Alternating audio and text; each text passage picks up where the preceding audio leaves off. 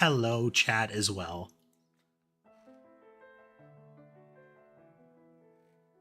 Only a little. Only a little.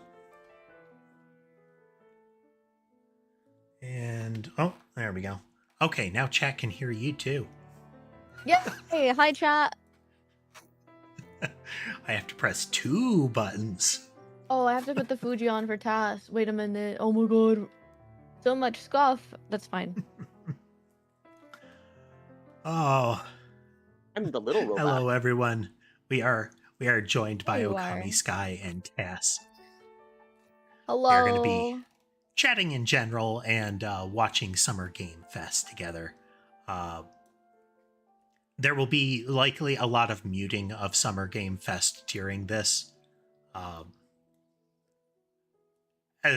As much as this isn't like an industry show or similar, there is still the risk of stupid announcer nonsense. Oh, I love there's stupid announcer nonsense. There's a lot of things to pan there if you have the patience for it, but I don't blame people who don't have the patience for it. Yeah. Like, we may watch it and chatter about how silly this looks, but until they start to pantomime that they're going to say something interesting, or at least until the closed captioning says that, I may have them muted so I don't have to be subjected to the stupid. Oh my god, there's so many people watching right now. As long as I don't get another person telling me that, like, there is some sort of,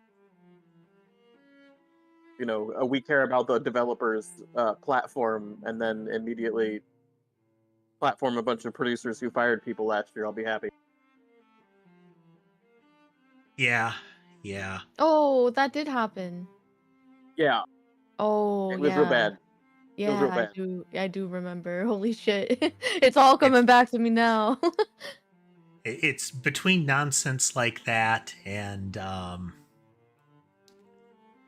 like stage shows, musical numbers, that kind of stupidity. I like musical numbers. That can be good. Like if it's, hey, we've got this group together to play something from a game or similar, that can be fine. But you're not a stage show. Like you're not a Broadway production. If it's about games, it should be directly about games, you know? You're crushing their dreams here. Oh, wait, we have an hour or so, right? Yeah, we still have 45 minutes. Yeah. Okay. I don't know We're why I thought start, they do have like a pregame thing, though. A pregame? Yeah. Okay, throw back those shots. Pre-gaming? Is that what we meant? I feel like in order to watch the pregame, I would have to do that because notoriously it is real bad. What is it about? I don't remember anything, bro. My brain is rotten. The pregame is usually like them talking about games that have already been announced, and sometimes they'll have like a couple of indie game announcements that they put in there as well. Okay. But it's usually never any like the big studios or anything. They get their games announced in the pregame. It seems like their indie game announcements happen after the initial block. I don't know if we'll be running long enough for us to make the decision to watch the next block after this. I guess it depends on how late it goes, right? Yeah. There's also they have been getting better at showing indie games in the middle of the block as well. Yep. This being kind of their main number, and then they'll have they have a couple of follow-up ones, or like multiple indie follow-up ones. That, and around this time of year, you also start getting individual companies putting out their little versions of this as well, so we'll probably see something from Xbox and PlayStation at some point. Can I have Final Fantasy Part 3 trailer? Guy, I will personally find a way to gift you subs if that happens. I don't need subs, it's fine. I just want to be right. That's all I want in this world. I Give me a would trailer. love it as well, but I can't do that to myself. No, I'm It is gonna hold way out too hope. early for that clown show. No, I'm gonna hold out hope. I'm Yeah, gonna get my clown so makeup for you. Okay, thanks. You can do my makeup for me. it looks like 2 hours in, they'll be doing an indie block for, quote, Day of the Devs. Oh, What if? you. Okay, so what are we thinking? What are we gonna see? Oh, we're doing predictions now? I like predictions. Yeah, we're doing predictions. Okay. Is One it of what do we want to see or what do we expect to see? let's do what we expect to see first, and then we'll do what we want to see because We'll set the bar really low. yes, we'll set the bar as low as humanly possible, so that all the things we come up with there would be cool ideas. Make us happy for a few minutes before the show actually starts. So one of the things that we had been, Tess and I had been talking earlier, and I have doubts about them showing anything about Dragon Quest XII because their most recent talk on it has been a great deal of radio silence followed by there are going to be delays, but we're working on it. But Yeah. that's not going to stop them from saying something. I kind of expect we're going to get a rehash of the tactics announcement from State of Play. Oh my god, tactics. Tactics is one of those games that stop calling so many things Final Fantasy. Tactics isn't Final Fantasy. It has been grafted onto 14 now. To some extent. I mean, yeah, I kind of agree. It should have been its own thing. It's it's Final Fantasy just in the nature of the classes, and that is true of most of their Final Fantasy titles. I'm still of the mind that those should be a Final Fantasy game suffix, not Final Fantasy : title. Yeah. Especially not Final Fantasy number. Yeah, I fully anticipate we will see that pop back up again, but I do think they wouldn't have announced it at State of Play if that was the only thing they were going to announce in this. So I do think they have something else. I think we're gonna see Okami. I do think actually, I would be surprised if we see Okami 2 that soon. And well, not an announcement per se, but like maybe another trailer or something. I still think it's too soon for that. Even I mean, that was just an announcement that it's in the works. I'll hold out hope. I would be surprised. I mean, if we want to get into things that we expect to happen, Jeff Keighley's going to get emotional about something. True. If we were playing bingo, that would be the free space. That happens every time. I would anticipate that we will get. What's been a while, but we absolutely haven't seen anything for. There's a Grand bunch Theft of Auto? shooters. Well, GTA 6. I could see us getting like a gameplay trailer or something, but I don't. Since it's been delayed to next year. Yeah, we wouldn't be seeing. Well, I mean, we could. They might have already had something together, you know. Yeah.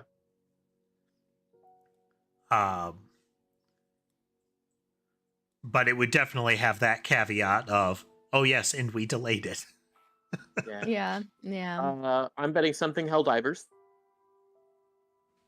Definitely possible. I'm interested. Chad is asking, the one right beside me, this is Okami Sky. Hello. One of my friends. I am a ghostly wolf deity. Hello. Similar color scheme, but complete dissonance as far as thematics. What do you mean? I'm supposed to be your mom. Don't you remember? I still love that was like one of the first questions we got about a collab was, is that supposed to be your mom? Not even the right Uh-huh. species, but sure, why not? Whatever. It's the color scheme. It very much is the color scheme. It also has Uh, something to do with the proportions of your models as well. yes. Yeah. For those that are newer to the channel, I did put out a size chart at one point. Despite the fact that we have made ourselves similar size right next to each other for the purposes of the stream and visibility, I believe I come up to her shoulders at best. If that. What's the height of your character? She's about 6'3" if you don't include Oh the my god, ears. you're about 2 foot 3 inches taller than Newt. I think that's gonna reflect a lot better in my new model as well.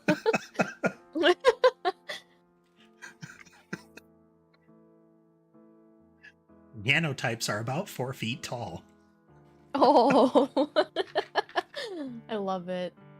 For this session, I get to be just a little catbot, so I am what, like 2 foot tall? Is that how big the catbots are? They're supposed to be about 3. Hang on. Not that tiny, Task. Come on now. I mean, if we were using Noida as a gauge, they are like 1.5 feet tall at best. They're about half the height of the witch. Okay, but the witch is like one of those lanterns that he can hold goes up to like his chest when it's on the ground. So But they're proportional to like shotguns and sticks of dynamite and whatnot. okay, I just Those want are to say just that gigantic lanterns. yeah, let's just never use Noida as a size comparison again, because size is not possible in that game. The backtracking is real. Yeah, they call them wands, but they've got to be like 2/3 of a quarterstaff in size. Yes, they're gigantic. Some of them Oh yeah, the look big ones are like 6 feet tall, and you hold it at like Yeah. the end in one hand. Yep. Big enough to be underslung cannons, you know? Like four quarter staffs taped together in a weird shape.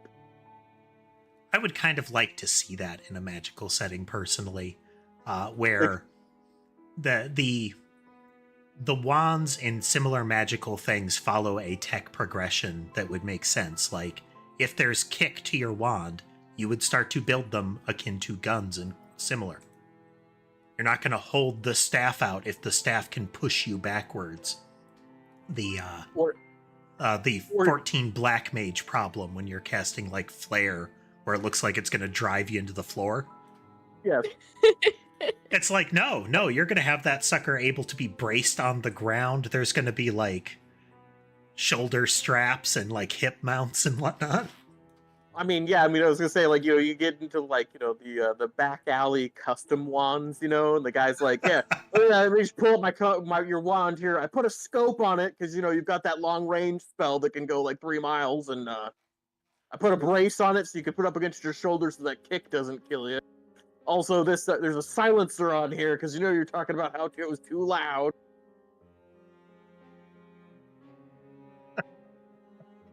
A bunch of wizards roll up and they walk out and they look like hitmen, like briefcases where they have to assemble their wand. Hey there, Barbed Wire. Glad you can join us again. Yeah. Gandalf does the "you shall not pass," and the kickback from the impact launches him. There was an anime. There's a different version of that scene where it's "you shall not pass," and instead of him like holding up his staff, it's him cocking his staff, and the Balrog being like, "Oh, whoa! I didn't know, man. Hang on, chill out. Let's de-escalate." I saw one of those punky doodles that does the Reddit reads or similar kind of things to their animations, and it was a bunch of like little kobolds hiding behind rocks. Or like, are we out of range? Can he get us? No, he doesn't have any spells that can reach us from here. And it looks over, and you've got the standard like big floppy hat graybeard wizard with a wand with a staff. Pans back, yeah, we're safe. Pans back over to him, and he's got this giant shoulder-mounted missile. I cast 50 caliber magic missile.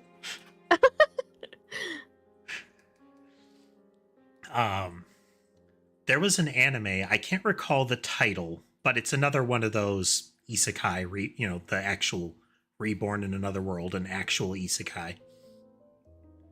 Well, it's an actual other world.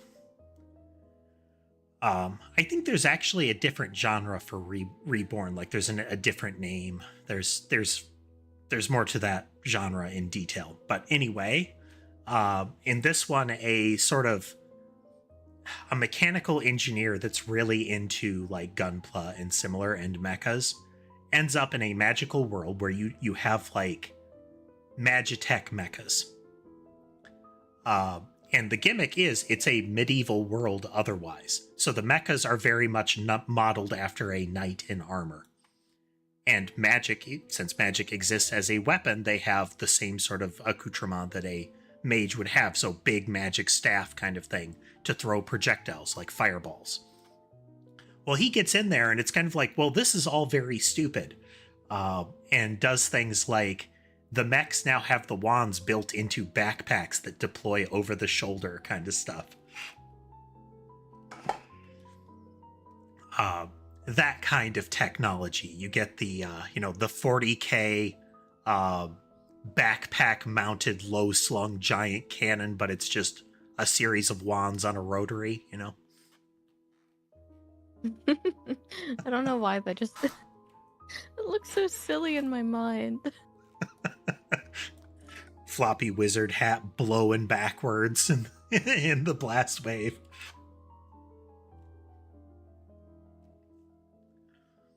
But yeah, there's a lot of elements of like traditional fantasy settings that I think they don't hold up when you start to think about how the world would unfold given the technology that is obviously available to them. I mean, Tess and I have had a lot of talks like that of things like in a D&D world, if all it takes is study, if you have young wizards, essentially, if like there's a Harry Potter world where study gives you magic, or at least some capability plus study. So if it's common enough that you have enough for universities across the world full of children, and like there is competition to get into the good schools, then magic is common enough that it would start to bleed into day-to-day technology. Mm-hmm. Like, why would I just make a little stick wand out of that if the composition of the wand in similar, besides needing to be tailored somewhat to the individual, you have to custom make them. Why would you make it just a little wand? Have they tested the capabilities of, different sizes and conformations of them? It's like a punch glove wand, for that guy that really likes boxing but also wants to cast spells. I was gonna say something, but I'm not gonna say it. But the robe and wizard hat and that kind of conceit. But why? I mean, it kind of fits in the same space as like Final Fantasy VIII and the, everything's a gun weapon. Wait, in Final Fantasy VIII? Yes. Yep. In Final Fantasy VIII, the gimmick is that every character has guns as part of their weapon set, but then like only one of them actually uses a gun, which makes him rather lame compared to the others in terms of like variety of weapon style. But for example, the main character, Squall, you've seen him before. He has a gun sword. I didn't know he had a gun sword. I'm he has a learning gun so sword. much. He has a gun sword. One of the other characters uses a gun whip. One of them uses gun fists. There's one that has a gun nunchuck. How does that work? It's hilarious when the most practical weapon in there, and it's an impractical weapon, is the gun knuckles. Yep. Like, gun swords existed in history, and they were terrible. They were bad things. There is, like, I think one variation of a gun sword that would be a good gun and a good sword. It's, still compromised in that swords get hit with heavy metal things, and guns don't like getting hit with heavy metal things. whether it breaks them or it warps the barrel. Both of those make it cease to be a gun. Mm-hmm. But a lot of gun blades you'll see in fiction and in some of the historical ones have the gun barrel running down the blade, essentially, in a straight line, which means it's terribly awkward to hold it as a gun, because you don't hold a gun with like your wrist cocked all the way down to point the blade straight at them as if in a full thrust. And because of that posture, if you're going to use the gun, you have to put the sword in a posture that is not a guard anymore. It is not a way you want to rest the blade. The one that worked is as if you had the upward pointing quillins, more of like a V shape, and one of them is a gun barrel. So when you're holding the blade at an angle, the gun is pointed forward. So in a normal, I am holding the sword forward in a usable guard, I can aim the gun at you. Still remarkably difficult to build and use, but an actual gun blade, as opposed to firing this is going to mess up the barrel and the blade at the same time, and it's awkward to hold. I did not know that about Final Fantasy VIII. It's Final Fantasy VIII. It's very weird. It's not important that is true of that game. The rest of the game is fine. It's just a very goofy gimmick for the weapon set. I mean, the game is fine in that it is clearly a Final Fantasy title in the stuff that plays out. It is there's JRPG nonsense beginning to end. Yes. I feel like its JRPG nonsense is more nonsense than JRPG compared to other Final Fantasy games. Yeah, there's a reason why it's the black spot in my anything from 6 to 10. 8 is pretty much the bottom of the rung there. That's not counting the stupid card mechanic for your spellcasting.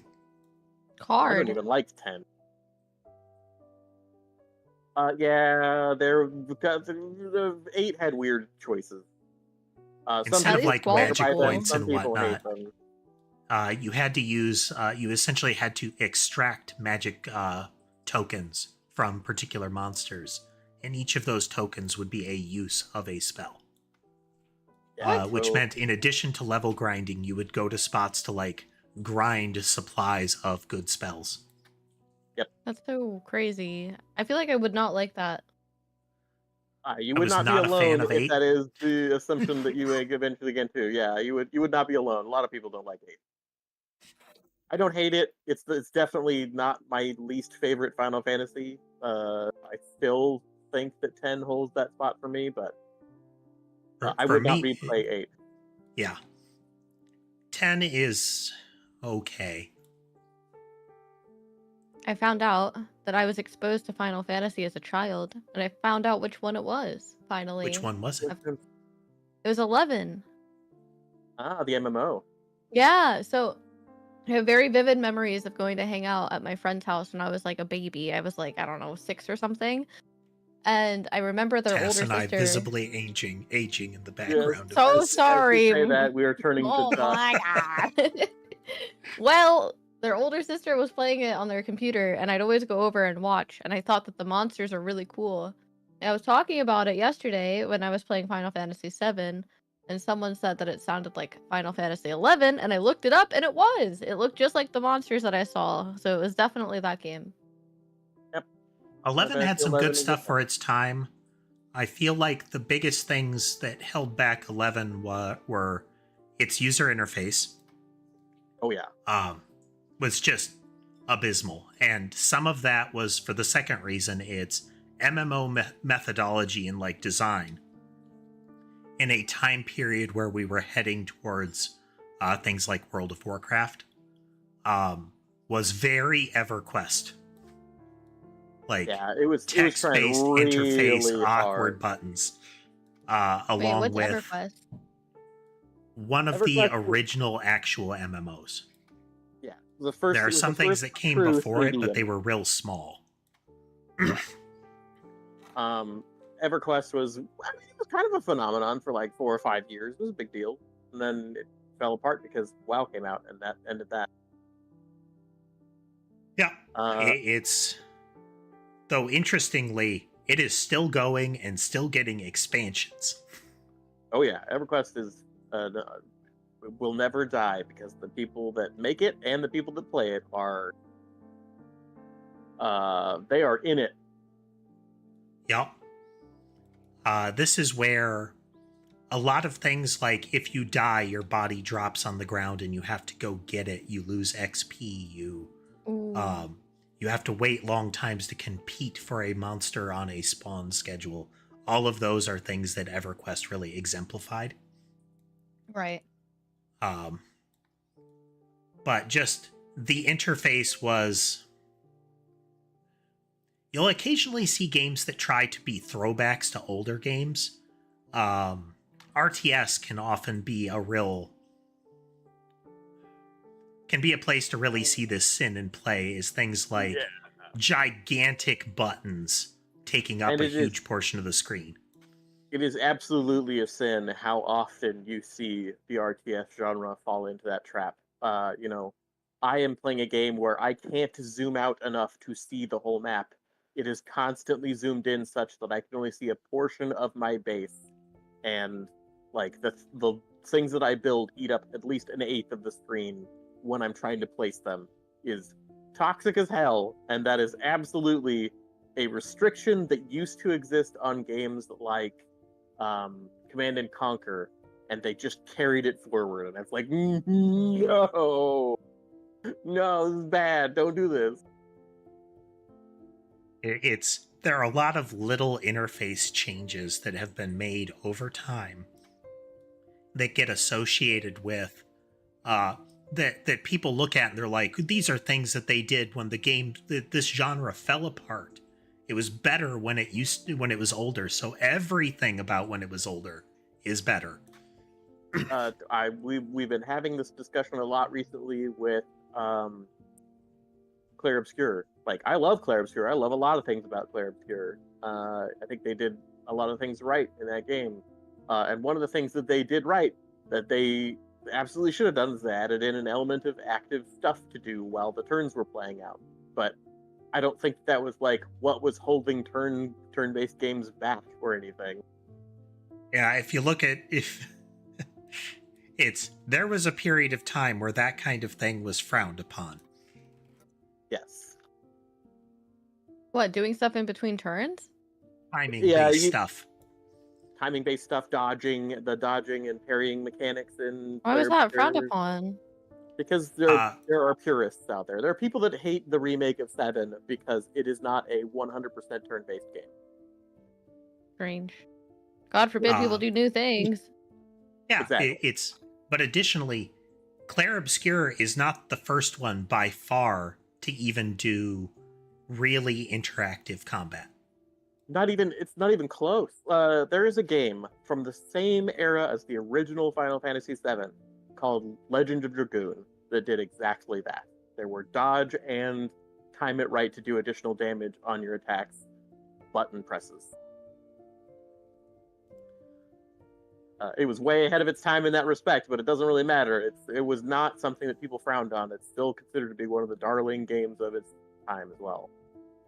It's usually the mechanics get like panned because they are different from the current hotness. And if the game doesn't do well enough to compete with that, no matter how small the game is, then everything about it was the wrong idea and we must never do it again. Yeah.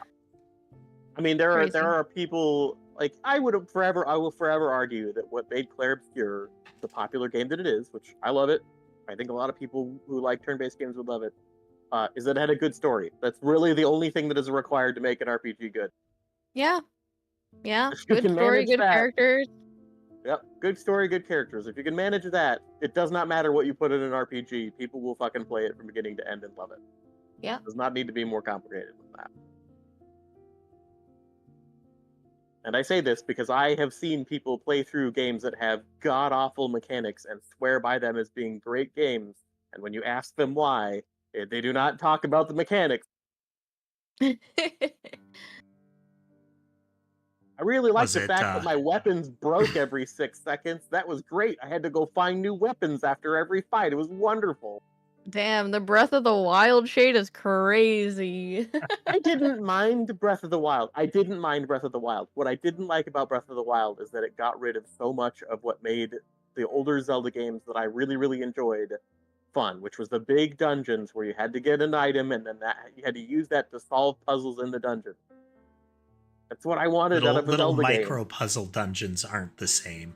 They are not. Yeah. They are not the same. And the physics engine puzzles of Tears of the Kingdom were cute, but they were, again, not what I wanted. Did you play the new Zelda one? Like the actual Zelda game? I did not play the actual Zelda game, but it did look like it was in that vein of like, this is cute, but not what I want in terms of like I watched somebody who said that they could effectively beat the entire game with one item, Ooh, and I was like, I didn't know that. yeah, and it wasn't even like a Similar super vibe complicated to item. Tears, where you could engage with the actual the actual game, or you can just build a bonkers contraption and bypass things on the reg. Apparently, the Zelda game was even less. Yeah. You have to build this bonkers contraption, and more. Do you have a bed? Yes. Okay, you can solve all problems with a bed. Oh, It's like, what? yeah, because apparently, just like they did not do a very good job of figuring out how to rein in the maps or any of the puzzles or anything. So there are a lot of items in the game that you can use that are they'll just override all the puzzles because you put them in the right spot and it solves the problem for you. It's like, oh. Interestingly, that's not actually the first Zelda game where you can play as Zelda. That's true. There's multiple. There, shortly after, it's either around the time of Link to the Past or a little before that. Oh my god, there's a timer on the stream now. Yeah, Sorry. I mean, we're like 15 minutes out. Shortly in that time period, Nintendo had a special console attachment or something like that it was satellite something, what they called it. And it had onboard memory for a particular number of games, and those games were only available to play during particular time periods. And one of them was essentially a Zelda follow-up that was like Master Quest 3 is how it was referred to, in which when you were starting up the game, you would pick Link or Zelda because Zelda had already been freed. Those are hard to locate because they never really had physical existence. So it's a matter of, has somebody found someone that has a version of the console that still has that in memory so they can extract it, kind of recompile it to be played without the online component, and go from there. The real heroes of the modern gaming era is, in my mind, 100% the internet archivist types that are going out and just building big platforms that buy up old games that nobody knows anymore, or find old copies of games that nobody knows anymore, and compiles them into collections that you can buy on Steam or something. Old games are so expensive though. I went to a shop yesterday and Twilight Princess was over £100, which is I think it would have been almost 150 USD. But yeah, physical media versions of old games are very difficult to find. And it becomes increasingly rare as digital distribution continues. Yeah.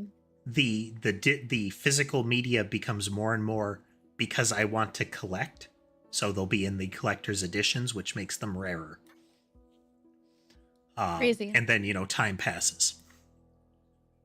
I remember still back in the period that games were being released, that there were some that within a year more than doubled in price because oh my god, they were released at like bad times, and then had limited runs based on that and the performance of the badly released game.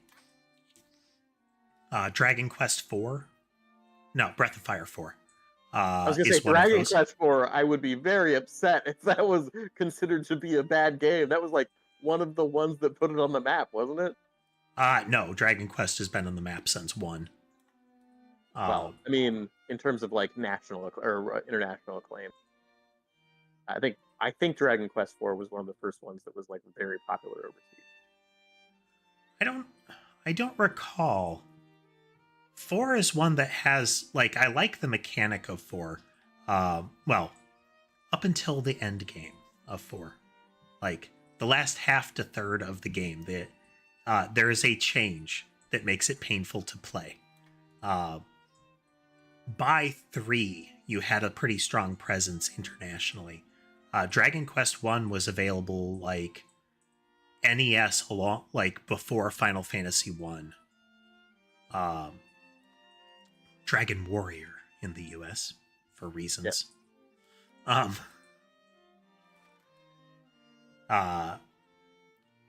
But you can see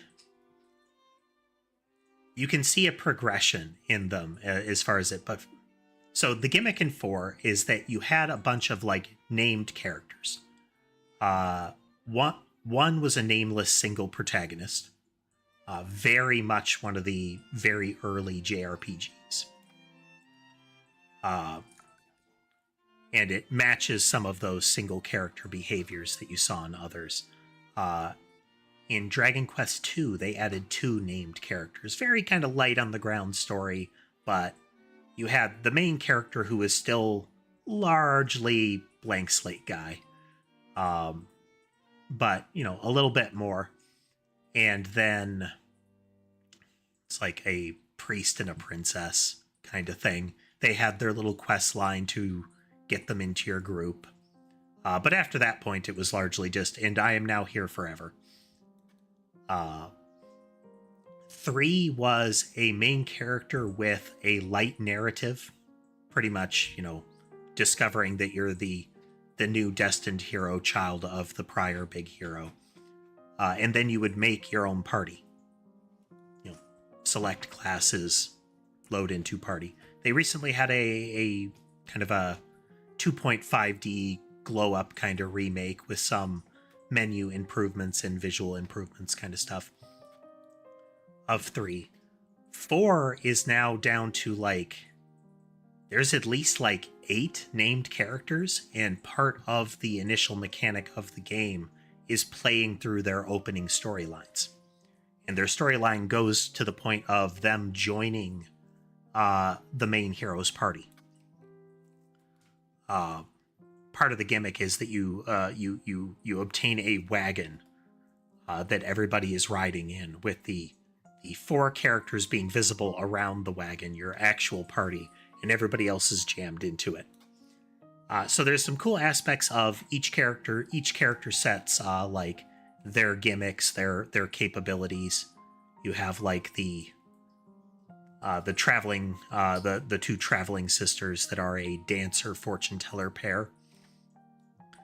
You have one guy that's a merchant, and his base story, like the opening of his story that you can do for as long as you want, is just he goes out, explores, goes into dungeons, finds items, brings them back, puts them up for sale in his shop. And you set the prices on them. People will come in, they may or may not buy things. It is a infinite loop until you decide to go out further, to travel further. The thing that I don't like about that game is that after that halfway point, when you've got everybody in the party, they're not controllable characters anymore. They just do their thing. They are fully AI controlled characters in your party. You control the main character. The fortune teller girl in particular, she gets a tarot deck option eventually that is effectively deck of many things from D&D. There are a couple cards that are just, yeah, this will wipe your own party out. Sucks to be you. Oof. The that reminds me a little bit of so Shin Megami Tensei.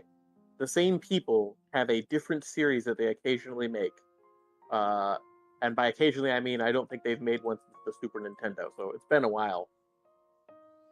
Called Lost Bible or Last Bible, Last Bible. And it had similar mechanics to it. It and the original Shin Megami Tensei actually had similar mechanics to that, where the main character is the only one you actually control. Everyone else is just sort of like along for the ride, man. They're doing stuff. You can I think in the Shin Megami Tensei games you control the humans, but the devils are always like, do they work for you or not? It depends on whether or not they like you. And you can bribe them with spell essence to be like, hey, here's some magic, do a thing. And they're like, all right, fine, I'll do it. And closed caption tests happen. I'm going to step away real quick. I will be right back. Okay. Leaving task with me. Yes. I really liked the stories of some of those old games, but the gameplay mechanics of them, I'm glad, are very dead. I like Shin Megami. I want to play Shin Megami again. Which one did you... Oh, you played... That's right, you played 5. Or I played the newest one. Yeah, 5. And then, so before that, I played Shin Megami. There was a phone game, and that's how I first got into it. I think you probably played Shin Megami Tensei, which was ported over to a phone game recently. It was a few years ago when I played it. Yeah, Guy, I'm old. Recently could be anywhere between now and 10 years ago. Okay, my bad. I'm sorry. Whoops. You understand that you could say like, oh, they ported it to phone, and the fact that it was on a phone means it's recent for me. Well, for me, I would think I was in high school when I played it. Okay, yeah, no, that's pretty recent for me. Is it? That was like 10 years ago. Sky, I was playing Final Fantasy X, I think before you were born. Oh, God. That's funny. We're close to it. Listen, there's no such thing as old. So we never did do predictions. My prediction for this Game Fest, I predict Persona 6. I think we'll get some news about Persona 6. Resident Evil. I do think we will get a new Resident Evil announced. Or a remake. Well, yeah, I don't know. A remake of one? Why would they already remake one? They already remade one. Give me 5. It would be 5. I want to see Wesker. Yeah, you want to see Wesker. You're just fucking obsessed with Wesker. We're yelling out Bioshock 4. Oh yeah, Bioshock 4 would be a thing. I would almost guess though that they would rather do like a Bioshock Infinite 2 or something, because from what I remember, Infinite was way more popular than Bioshock 3 by a mile. But I could see that. I could see a Bioshock 4. What was Bioshock 3? Fallout? It was a thing, I think. Or was Infinite 3? Am I just thinking 2? Infinite was 3, because 1 or 2 are the Rapture ones, Rapture and Return to Rapture, now with I thought 3 was more creepy girls. Barbara says that was Infinite, was 3. Okay, alright, then yes, you're correct. Bioshock 3. So Bioshock 4. I feel like in that vein they would end up need to end up going down like an Infinite route of let's have another thing. A story in the world. Yes. Though at that point, like we mentioned before, something new, a Bioshock game. Yeah.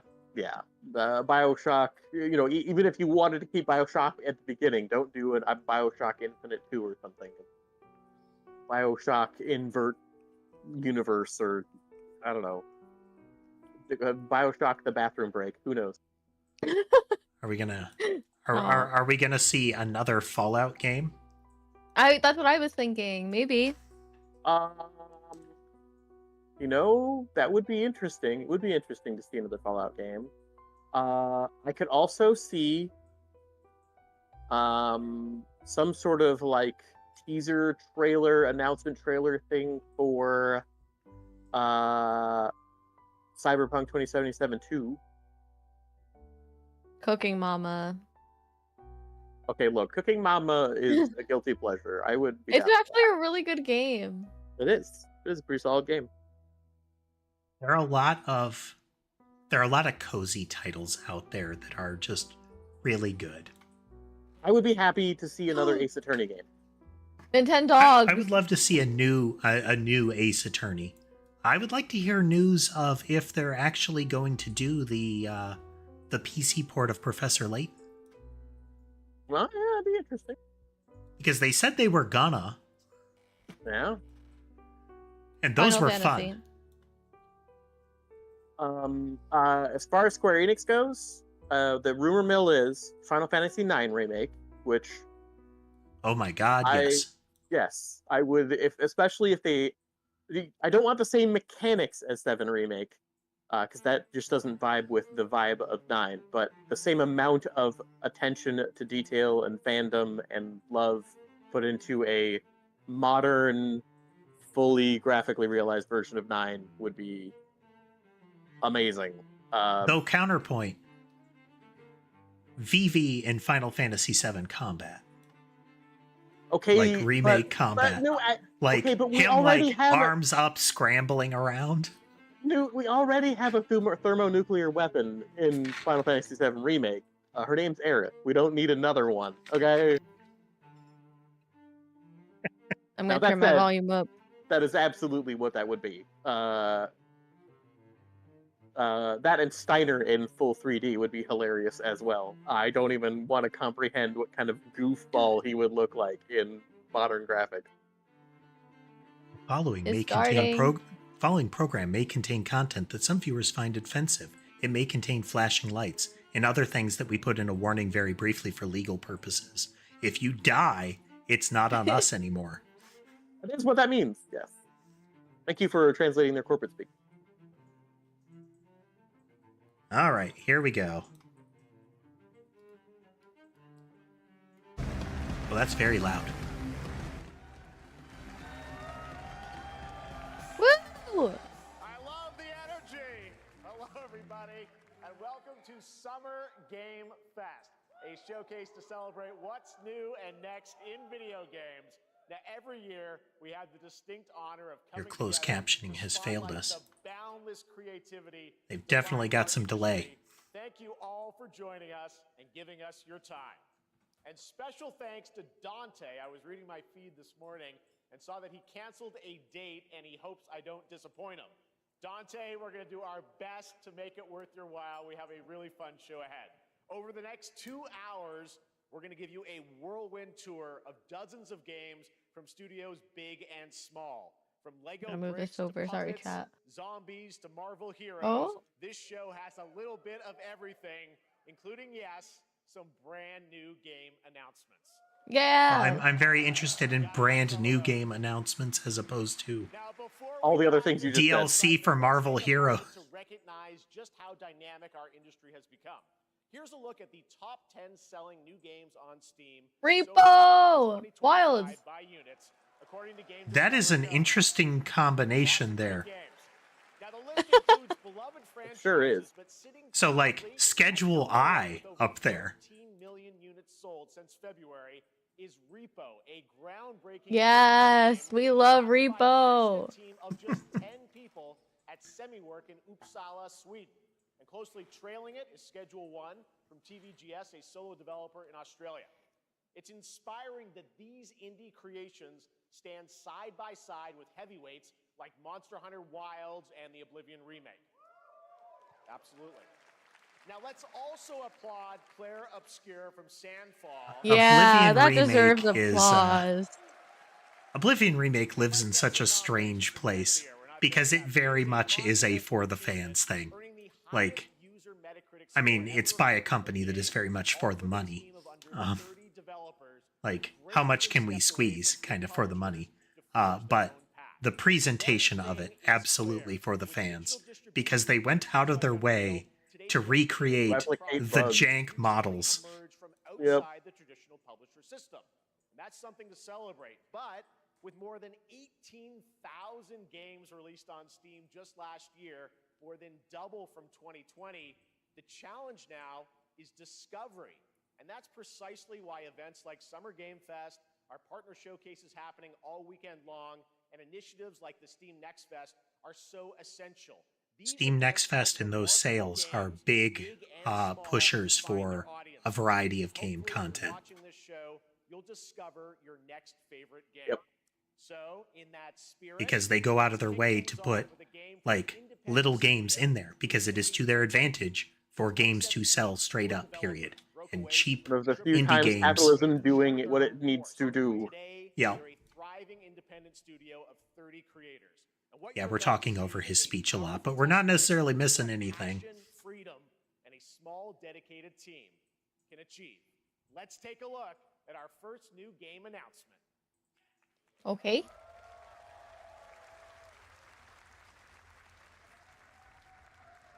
Hey there, Zell. Welcome.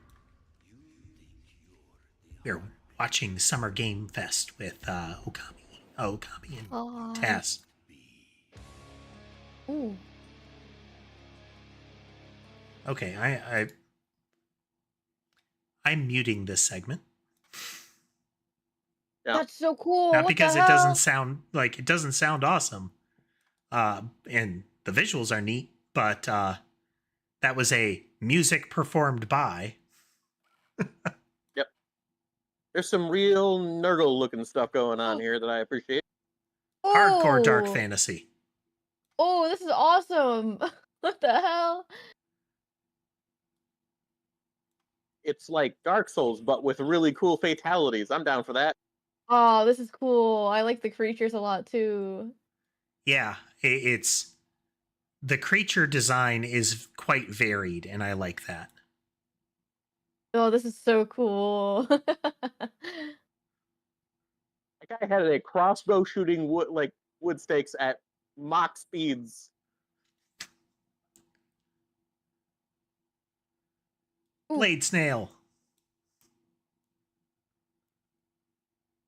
These designs are neat.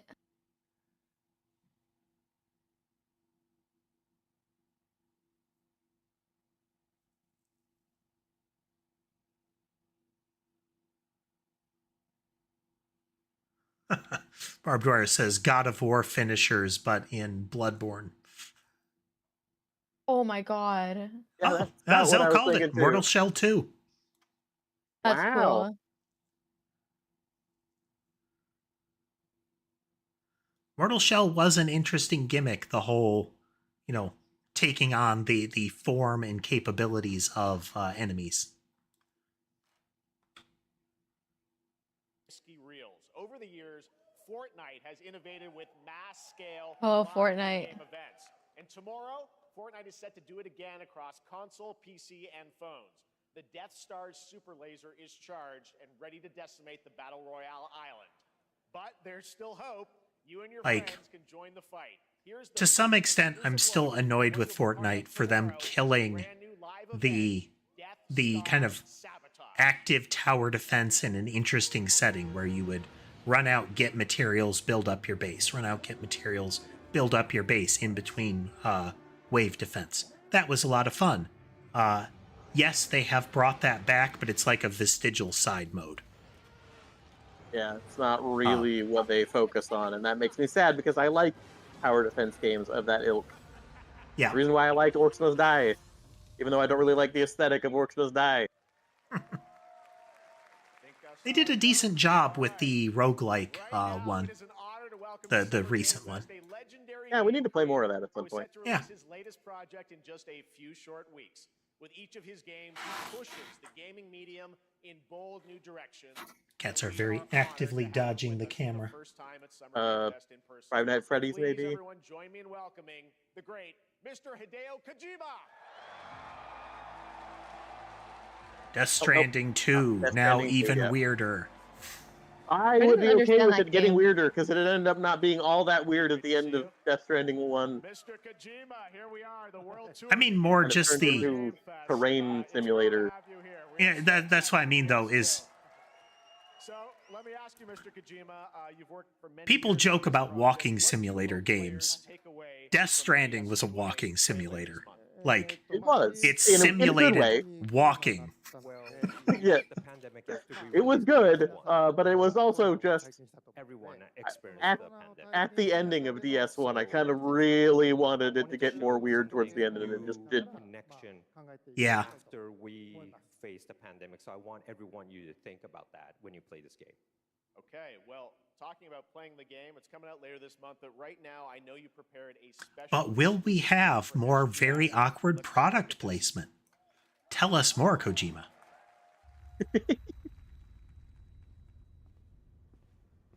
Like, really awkward product placement. The fact that it was pretty much a mechanic that the guy, like, slammed Monster Energy, you know? Yep. You ever play Death Stranding, Sky? No, it's not really my kind of game. I would not expect it to be. It's real weird. I mean, I don't think it's anybody's kind of game because it is its own kind of game. It's true. It is a very unique creature.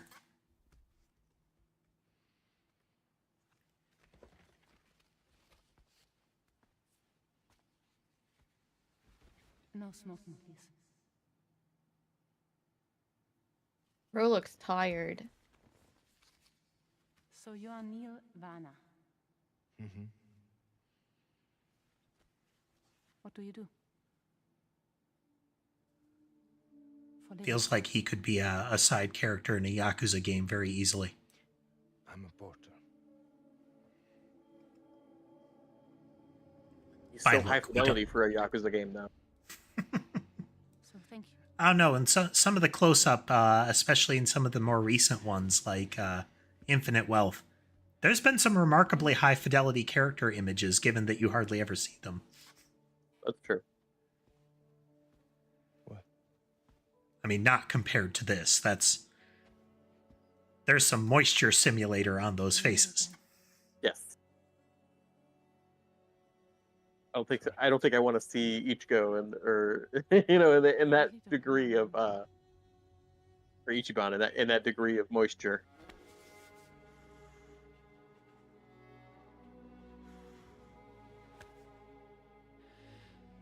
What the hell? We both got the same ringworm together. You're alive. Oh, what the hell? Stop. Stop. Stop. Was that a thing in the first game? No.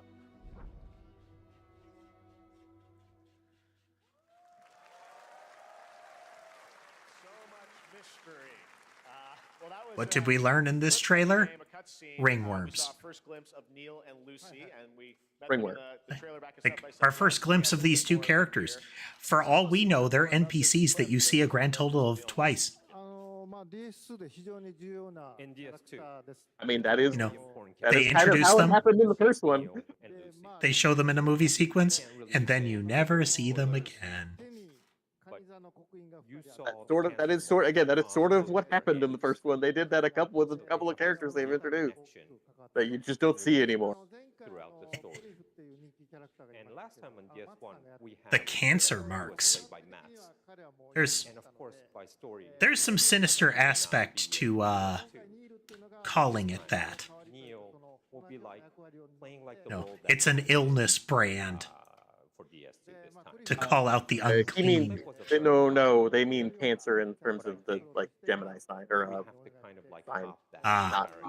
character. other type of cancer, man. Great actor, and I mean, it will those looked like be the completed great circles, I so, think you'll like this new character Neil too. you know, not. Well, the game's gonna be out in 20 days, so I'm not gonna give any spoilers, that's I know. what I brought today. But there is more to share, and you won't have to wait very long to learn more about the game. Actually, this Sunday, as Barbed I was Wire saying, says those will be tune into the merchants, live and they game have there, no unique where dialogue Doyle after will be this. joined by many members of the cast. He'll be Welcome to sharing, my shop. a new demo of the game, live gameplay demo, alongside Elle Fanning and Troy Baker, and I'll be there hosting it. And let's just say this is not the last that you've seen of Neil this weekend. And we'll I'm leave just it a at little that. bit sad that we're not going to get another Metal Gear. Yes, I'll show you the gameplay scene. Yeah. So hope you enjoy. Will join us Sunday too. Excellent. All right. Oh, dude, by Yeah, the way, that's going to be I- in kind of IP limbo. Yeah, I will say though, Newt, that the new Silent Hill seems to be taking a step in the right direction. The main character never having a gun feels like a veteran games journalist on GameSpot. they might have and understood the co-host of assignment. Friends Per Second podcast. Please join me in welcoming Yeah. the incredible Lucy James. It's with a survival horror game, generally, if you're going to give them powerful weapons, they should always feel like, but do I want to use my shotgun shell, not my shotgun? Thank you for having me. Now, we are Like, on I've got to 2 the shells. Do I want to exciting spend project one? from Raw Power Games. Yeah. A new team headquartered in Copenhagen, Denmark. Here you can engage in intense combat, fight for land, glory, and legacy, and lead massive armies into epic scale battles, as narrated by actor Tom Hardy. Thou shalt not kill. So the priests tell us. So the Lord commands. Isn't Tom Hardy also the name of the guy that does some of those goofy YouTube songs, like Red Flags? I sought no war, I don't know. Yeah, maybe it's Cardi. but war for Tom Cardi.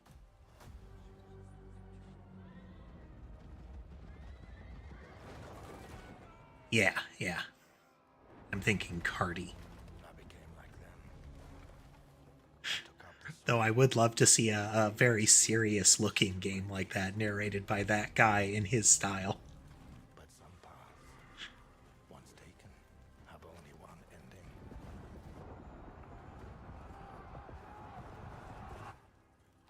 I shall find no peace. On this road, there is only death.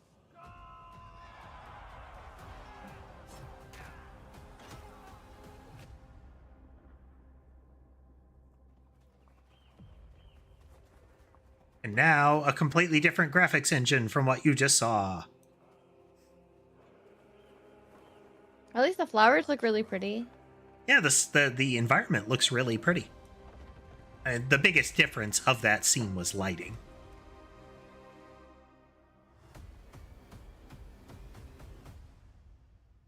It's a very vague So I'm name. guessing the point of that game is just to conquer different areas. A very cool new project in a You know, brutal- to some would extent, I'm seem that interested. that- There was a Time to hang on to the late. edge It was of like tomorrow. PS2, PS Sonic or Racing PS3. Crossworlds is a thrilling new entry Uh, in the that legacy was of racing War of the action games Roses of or the Sonic something like franchise. that.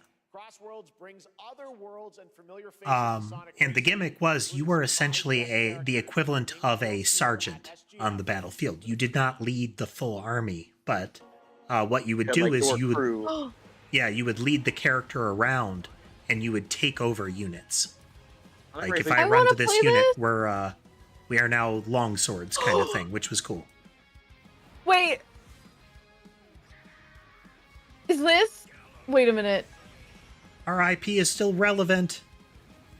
Did they use the hoverboards again though? I thought I saw them using the hoverboards.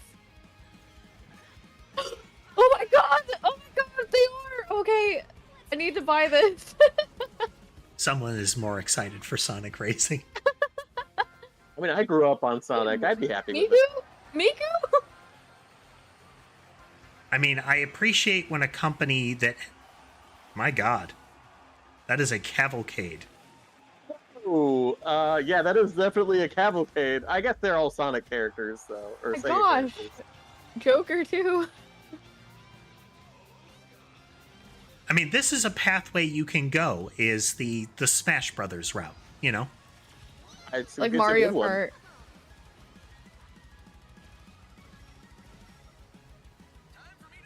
For this kind of game, that is absolutely a good pass to take. Yeah. That looks awesome. Coming in September, but that is not all. I do think that's a fun one. It's Sonic is known for running really fast on his feet. And in racing games, they often put him in a car or something. I'm honored to be here to talk about Well, to make our it fair. latest Sonic racing game. Sonic Racing Crossword is a next generation. That is legitimately usually the excuse. It's to make it fair. Team and the Sega arcade racing team. You can feel brand new experience from the new future travel ring, which you can warp in the race. Also, unlike another kart racing game, Oh, this game The shade? will have online cross-platform matchmaking.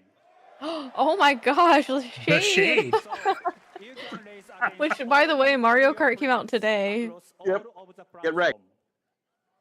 Lastly, I have one more thing I'd like to show everyone here today. Take a look inside of the travel ring. Oh, okay. Oh my god, what? What? Fucking Minecraft level. That was cool. That was really cool. Minecraft and Sonic. I guess you could say you gotta go craft. Well, I gotta laugh. That's all I want. That's all I want. Next, we're excited to reveal a brand new action RPG from The Bandai speakers Namco are Studios. much more tolerable Embark on a journey in this so across far. a dark fantasy world and uncover a vast story that eclipses time. Oh?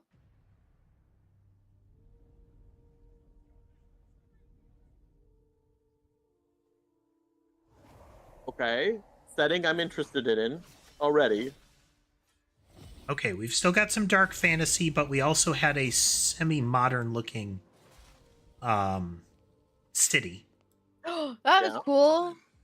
The aesthetic of the equipment. Like horror, kind of. We, For others, is You got some this candles in your face, is this man. Code Vein? it wounds. Is it? It could be. It's got similar That aesthetic. equipment that he like the mask and then how he formed a weapon. Oblivion. Our hopes lost. Could be Code Vein long too, ago. yeah. The setting would also make sense. Post-apocalyptic modern era. Yeah. The gold coloration being a new part of it, a new vibe. Yeah. The characters are beautiful. If time were a weapon to wield, Yeah, the designs as far as equipment and whatnot is very interesting. in this time, Anime with real dark fantasy, like or maybe the next, dark fantasy tech in there, as well as creatures and visuals.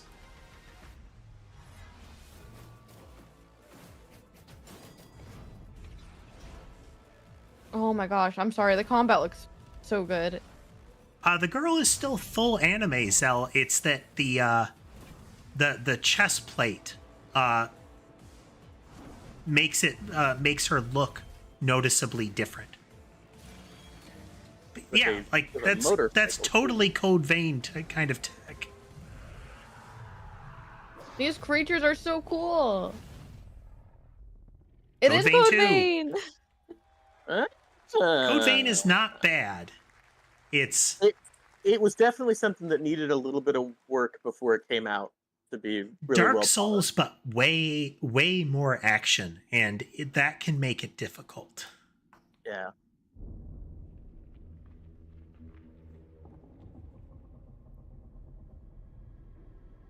But I liked the setting in that, it? and the visuals are a big upgrade. Like, the style was really there. Yep.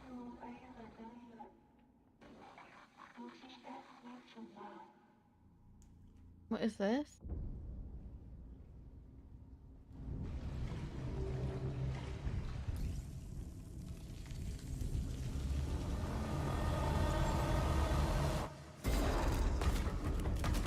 Oh, fuck that.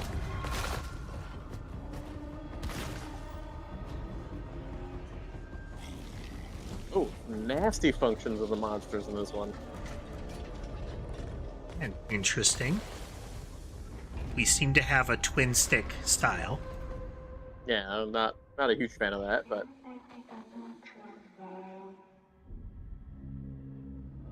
Both End of Abyss.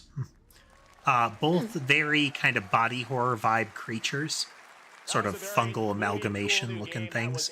And big blocky robots. Malmo, Sweden-based Section 9 Interactive, an atmospheric action-adventure game coming in 2026 to the Epic Games Store and consoles. Next, we'll step Twin into the stick black and can white be world really of good for rubber-hosed third person animation when you've got with gunplay. Mouse PI for Like, Hire, developed by it really comes overhead down to the third person. control. It really comes Yes. down to the control. How does it handle? Releasing later this year. Here's a quick new look at the game and the reveal Kind of like- a Like, familiar twin voice. stick Yeah, is like a descriptive, but shooter if you is- have to play it with twin stick, it's bad. Yeah, it's kind of like how a first-person shooter is 100% dependent on is the gunplay good, you know? Yes. Because if it's not, I don't want to play it. This is an old school Toon style shooter. That would appear to be the case.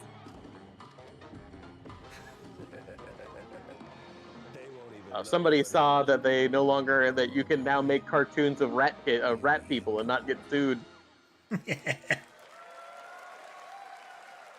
Yeah, but it's the cartoon era that gave us Cuphead, you know. Now comes the announcement of Yeah. another ambitious project from this independent Australian developer. We've been talking to them for a while about this project, which builds on their recent launches of Kill Knight and Age of Darkness. But this takes things to a whole new level. It's a premium, real-time strategy game built for PC based on one of the most iconic fantasy franchises in the world. Oh? Any guesses? Let's take a look. Oh? The based on a fantasy franchise is a very dangerous marker. Yeah. Oh, Lord of the Rings. The Game of Thrones. Sorry, Game of Thrones, right. This, King's Watch or whatever. You may think you know how the game is played. But this is not the game you know.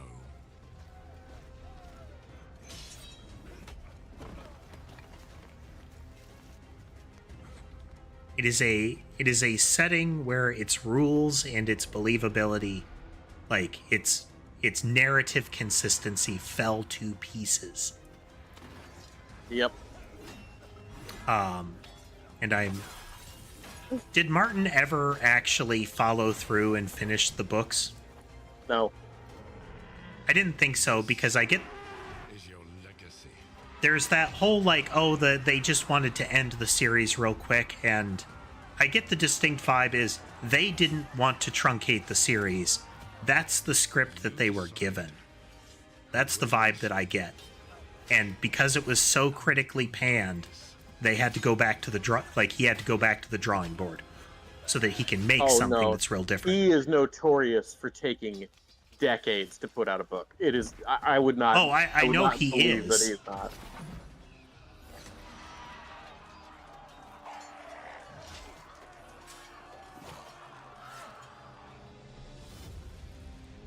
Ooh. I know he's really slow to release books, but simultaneously, the way that is presented, again, it had already taken years and years for him to get to the point that he was when this series started. I mean, I don't know anything about Game of that Thrones. cinematic thing, but All right, now it is time for the tell me a global gameplay reveal of for an your Yeah, strategy yeah. game, or otherwise it doesn't mean anything. RPG. Like, are we getting base building? Are we getting, more heavy tactical, like some newer ones? Underfish. Okay, the giant portrait on the side of the space station is interesting. I like the... Other intelligent beings. It is said, if they were out there, they would have visited Earth. Is this an Outer Wilds type thing? The dog is like a robot dog.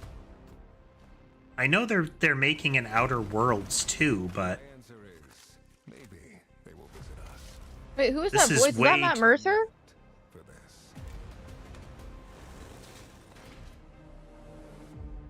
The dawn of a new is this that Adam Hart again. Oh yeah, yep. Yep. I only recognize because of the very femme robot. Yes. But additionally, the robot style has that vibe. They had a That's very... Oh, Let me just mute that again. Yeah. Let's identify the 30-second chunks I'm going to have to cut from my YouTube VOD.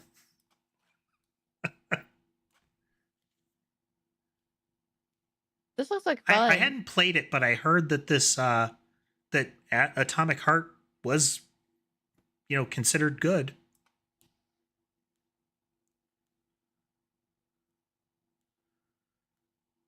But But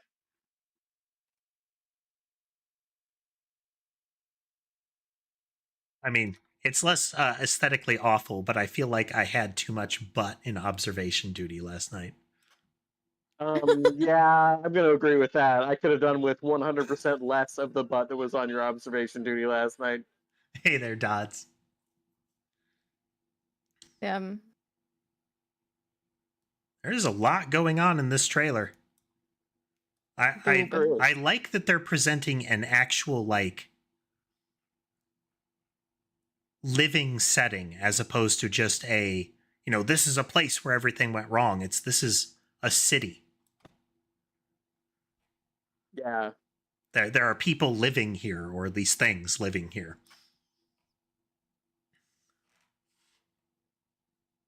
the Queen song is definitely copyright. However, Twitch does not care.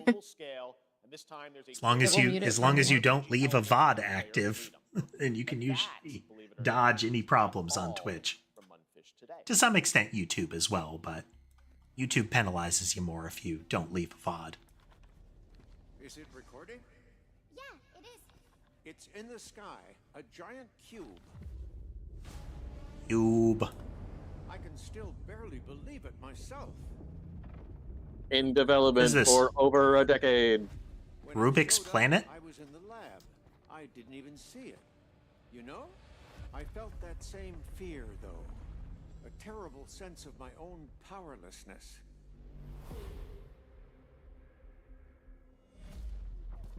I mean, this is still Atomic Heart 2, How but did the whole Woman. of Weird. humanity miss it? Sorry.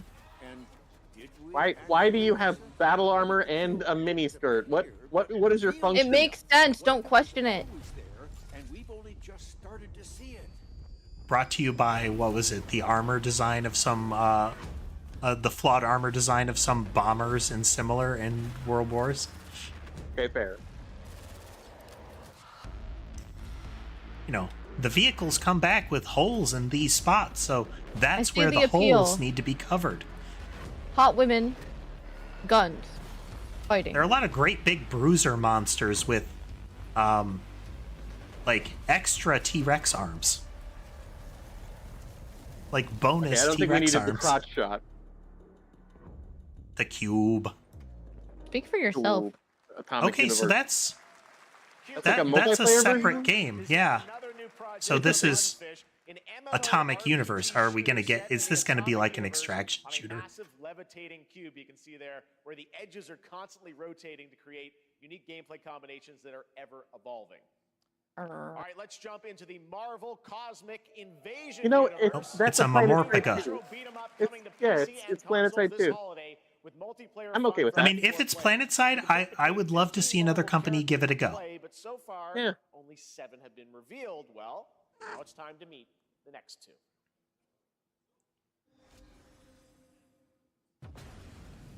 Cool. I want the next 2.5 minutes of my life back. I'm gonna eat a biscuit. I This need is- to not have any more Marvel games in my life. Thanks. Though I appreciate Hey, it's why? a beat 'em up so far. Okay, Do you not like Marvel? I'm just tired. I feel like there's too much Marvel, and Marvel is Yeah. very much now in the, let's cross over everything that we've ever had. I mean, I'm happy for Maximilian Dude that he gets his new Marvel vs. Capcom, but it's not Capcom game. But I don't need it this much Marvel in my life. I could do with 90% less comic book stuff. Period. That's fair. Sorry, I'm dying. Okay, more. Juan said hello to you guys. Hi, Juan. Oh. Hello, Juan. Yeah. This is yeah. Is this the Onimusha return, or is this something else? Onimusha return, yeah. What's that? Oh, that's cool. Whatever that is. Onimusha is Resident Evil, but set in medieval Japan. But not It looks zombies, like- then I would assume, right? Oh no, absolutely zombies. 1000% zombies. It looks like they have taken the route of there's a lot more Oni involved in this one. I mean, there were Oni in all the other ones too. They were the ones that were making the zombies, but there were absolutely zombies in the cities. That was mostly what you had to fight. But there's only room for one at the top, and it won't be a coward who runs for a Jew. Words never did work between us. Definitely made the visuals look cool. He looks insane. That guy looks awesome. We getting a release date? That's happening?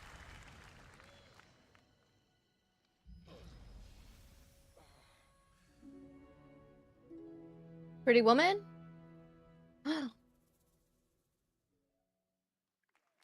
2026. Sometime next That was a year, new look maybe. at Onimusha, Way of the Sword, which we announced back in December at the TGAs. It is coming in 2026 and will be playable this summer at Gamescom. Now let's completely switch gears. You guys all know I love my puppets, and this next project is one I've been tracking for a few years. As a team at Sonstring Studios is using Unreal Engine 5 to create an insane digital puppeteering pipeline. It's actually a thing. What you're Thunderbolt about to see is fantasy running game. Let's go. completely in Come on. real time in Do it. Unreal, and I cannot wait to play it. Here is an unexpected new game announcement that combines comedic storytelling and arcade fighting action. Check this out. What the fuck? No. This is creepy. I think I might be with Newt on this one. Yeah, I think I'm okay with this. I mean, it's No. Muppets and not Thunderbolt fantasy, but or style, but there's. I'm fine with Muppets. I'm Yeah, fine with yeah. all of this. But let's see No. how they execute.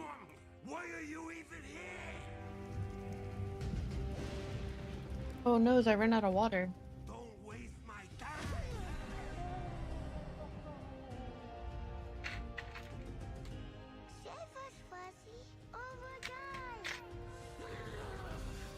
Gods, we are watching Summer Game Fest. We have not yet found out what Muppet Battle is. I'm so confused.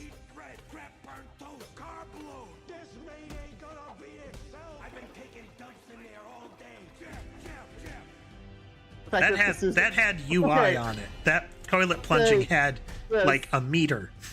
Yes, need more of this. Oh fuck yes! Please tell me. Please tell me. This is a fucking Mike Tyson Punch-Out clone. Fuck yeah. It looks like Punch Out. Yeah. What the Fuck fuck? yeah. That is amazing. Hell yeah. Fuck yeah. I love it. I'm so bad. Super fun. Gotta wish list that, right? All right, There's some potential there. announcement of a brand new game in Deception We Trust. An ancient white castle deep I feel in like the mountains title of this lost game in should time indicate and you shouldn't. legend. Only the chosen find their way here. Ooh, outfits, Scattered from fire. every corner of the earth, divided Yeah. yet bound. Fair. Wolves and lambs. Tell me this What? is a game. Engaged in a perilous dance of wits, a game Hey. where truth is but a shadow. I want to Enough play the this. Killer Inn. Killer Inn is a murder mystery action game. The killers lurk elusively in plain sight. Kill someone, and a clue will remain. Hair, fingerprints, blood, clothes. The lambs scramble to find clues, one step closer to unmasking the culprits. Who is guilty will eventually come to light. Wolves win by killing every lamb. Lambs win by booting out every wolf. Such Action simple rules. werewolf. But there's so much more to this game of murderous mystery. Complete quests to level up. Buy This. items with the gold you earn. Loot chests for weapons and It is interesting, but I wonder how much the very clearly action combat element could disrupt part of the conceit. Like, Yeah, I was gonna say, if like, we are can they just just gonna team go up into a and match gun and just everybody kill? down, Yeah, then I was gonna say you can just kill everyone. Deceit and deduction are your strongest weapons in this game of you know, the wolves would have to be dangerously outnumbered, you know? Yeah, that's That was 100% Killer in a execution based. If 24-player it's good multiplayer execution, game then from it'd be a Square great game. Enix, where you compete in a game of life or death using social deduction skills to win. All right, it's I hard to like the believe this next idea game that was there first is announced at TGA evidence that you 2021. have to I know it's conceal, been a that you while, have to their look recent at, back tests prove that some things Yeah. are definitely worth that could doing. identify the I'm, of course, person, talking you know? about Arc Raiders. This is one of the most anticipated games of the year, and we're excited to share a new trailer which will tell you Now, more supposedly about this is the extraction shooter that Roma Speranza and the long-awaited ate launch marathons date lunch, coming later this year. setting aside the, Embark Studios, you know, here's the world premiere of the release art date theft trailer. controversy. Self-inflicted wound, yes.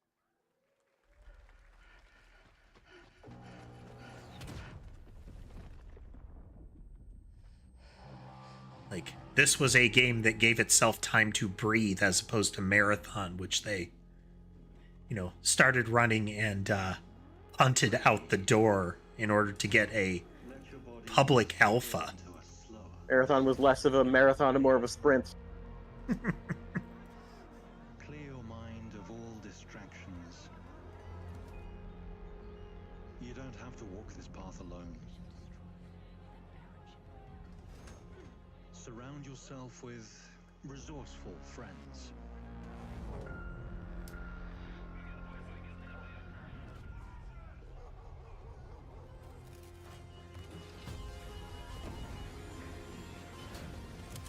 Here, you are in control. This looks beautiful. Very pretty. There are plenty of, especially extraction shooters, that tout themselves as PvPvE. And I think a lot of those fall flat because the versus environment tends to be like a very small part of it. If you want the setting to feel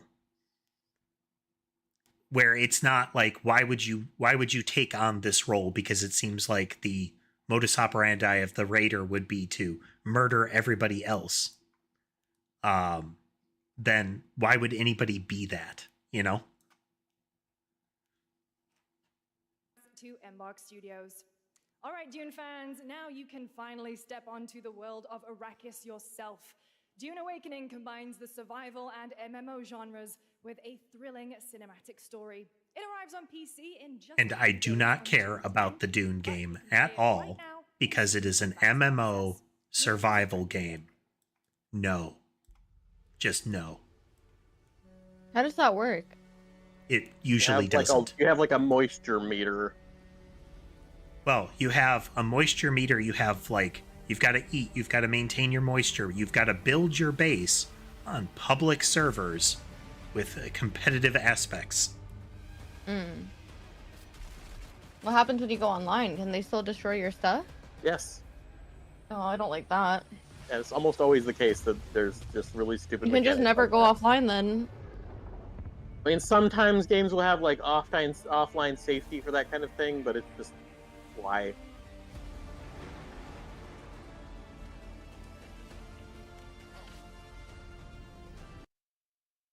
Like it's a cool setting, but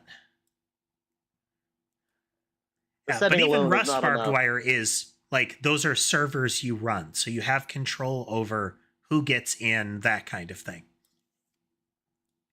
But when it's Sandworm. like an MMO where it is enforced online with like whoever else, you can definitely get gamer mentality problems. The mean, people not always gamer trot out mentality, briefers. the types of gamer, and it'll be stuff like people that like to explore, people that like progression, people that like to build things.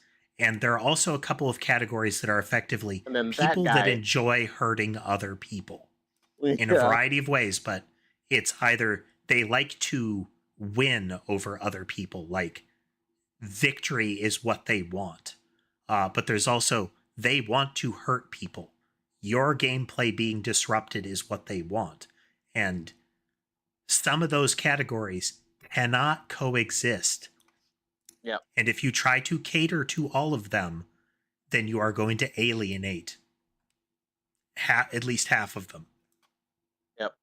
As soon as And you, that's as soon kind as of you what they say do. that, as soon as you say that there is a cooperative element to the game, and then you also say that there is a like an element that is designed for people like that, you have lost it. It's no longer Yeah. worth it.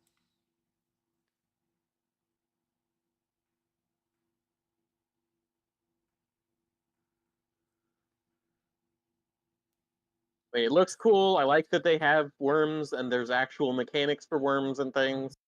It's clear that the people that made it had a love for the setting, but I Yeah. don't. I'm not gonna. Not gonna. I've deal read with too many creatures. of the books. I'm done with the setting.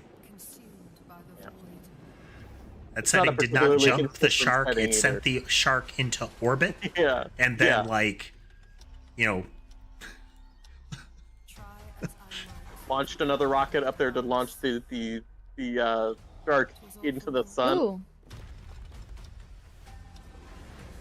we are very rich on the dark fantasy vibes. Yeah. Is this going to be like just an ad for Night Rain? Looks I don't like think it might that's what just. this is. Yeah, I don't think Stick to that's the what this books is. and movies regarding Dune. I didn't even know there were books and movies. Oh yeah. Once Dune's again, a we are franchise sad, that's been around Sky. forever. We are Yeah. sad.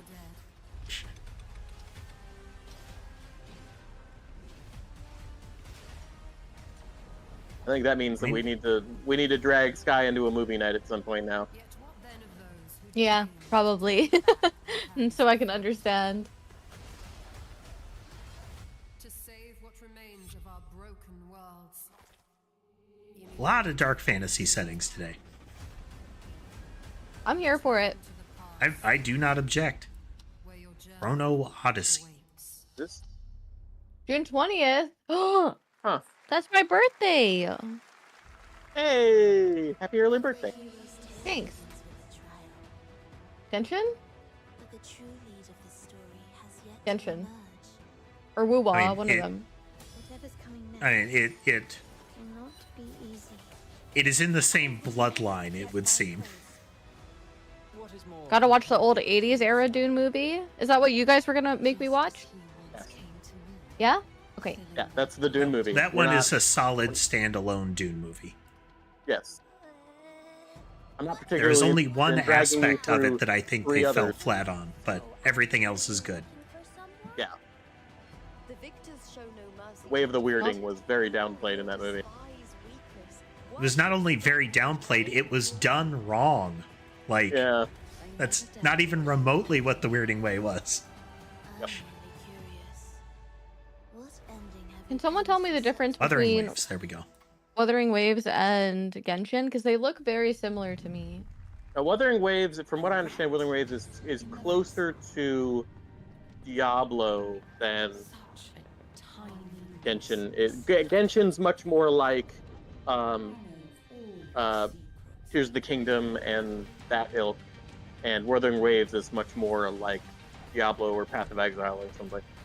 Okay. Like, combat-wise, they're very, very similar, but the rest of the game, you know? Okay, okay.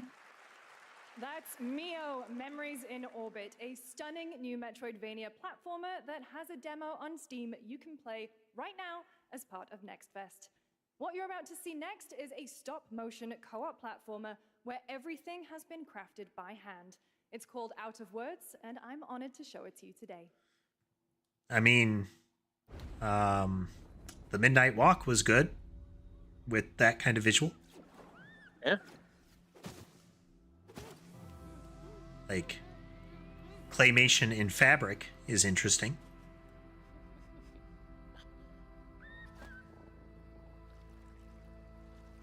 How did you even begin to make something like this? Arduously. Yes. I mean, stop motion is there's a reason you don't see much of it. It is a meticulous process.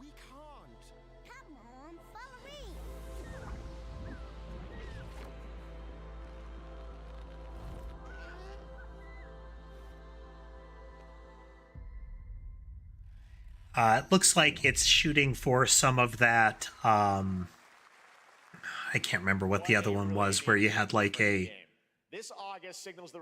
couple with a collapsing relationship. Yeah, the two of us or whatever. I know what you're talking about. Oh yeah, I know what you're talking about. Here is the Summer Game Fest. It Takes Two. It Takes Two. That's the one. There you go. Betrayal burns because it can only come from someone close. An enemy can't hurt you like a friend. Who are you? Sono Enzo. I work here. My friends, my family, my beautiful daughter, Isabella. The Godfather games were pretty good for what they are.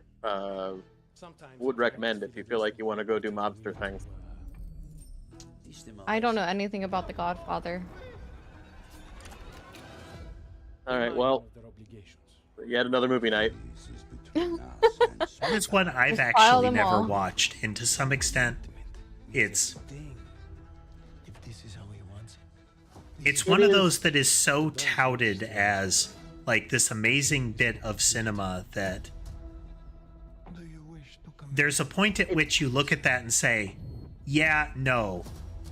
It's not that. It's not that. It's good, but it's not like the pinnacle of cinema, especially not Godfather 2. It's a good series. It's not life-changing.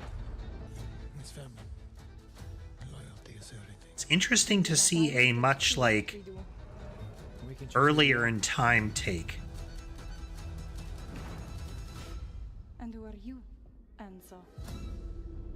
Like, This is kind of set in the same time as Godfather. Godfather is set in like the same era as like the Great Depression. Next game.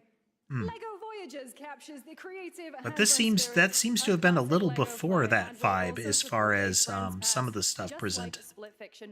But that might also be the setting, because we got like rural or old country kind of vibe, you know? Yeah. How do you guys feel about Lego games? I have not played one I liked yet. They're like, the concept is okay, but they're like crude fan service much of the time. Yep. Like, this looks like that guy. Isn't that funny? Or this is like that retelling scene of from that Star movie. Wars. Isn't that neat? The whole retelling of Star Wars. Great. This Why don't actually I looks just play really Star Wars? cute. Co-op does look physics so good. puzzle kind of stuff. The mechanic of putting, like, grafting the pieces together is interesting.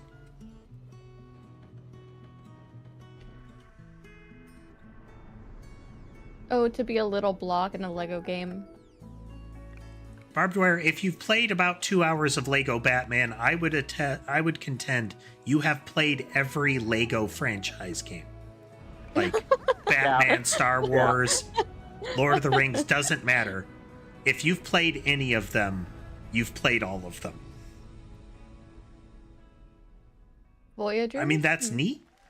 I think the gimmick of that feels more like its own thing as opposed to just, we are riding coattails with two recognizable brands. You might have grown up with on Nickelodeon. Some with squirrel suits, thank you. Some with science smarts, and some with serious attitude. Nickelodeon has always been about wild worlds and weirder characters. And while I'm mostly sworn to secrecy today, I am thrilled to have a hand in revealing something that brings a lot of those characters together like never before. I hope you enjoy the first look at Nicktoons and the Dice of Destiny. Yee-haw! Which strikes me as she is a voice actor for a character that you might recognize in Nickelodeon media. Yes. Yeah. It's a very cheeky reference. Ridiculously handsome wizard would call upon his magic powers to summon the most ferocious, most awesome, most totally. I'm kind of getting Tiny Tina Wonderlands vibes, you know? Kinda, yeah. No. Fun fact, I do not like SpongeBob. Why does the gameplay look good? Why does this I look feel like like something the I'd conceit enjoy? of a tabletop game is another good way to get characters from disparate shows together. Yeah, I would agree with that. And Puppet Frenzy in Lies of P. Overture is a DLC expansion to Lies of P that transports players back in time with new characters, environments, and of course, imposing enemies and bosses. Here's the exclusive new look.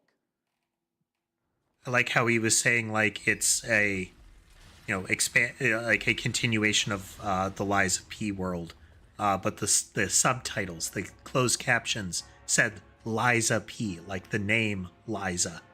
The closed captions are great. Quiet you.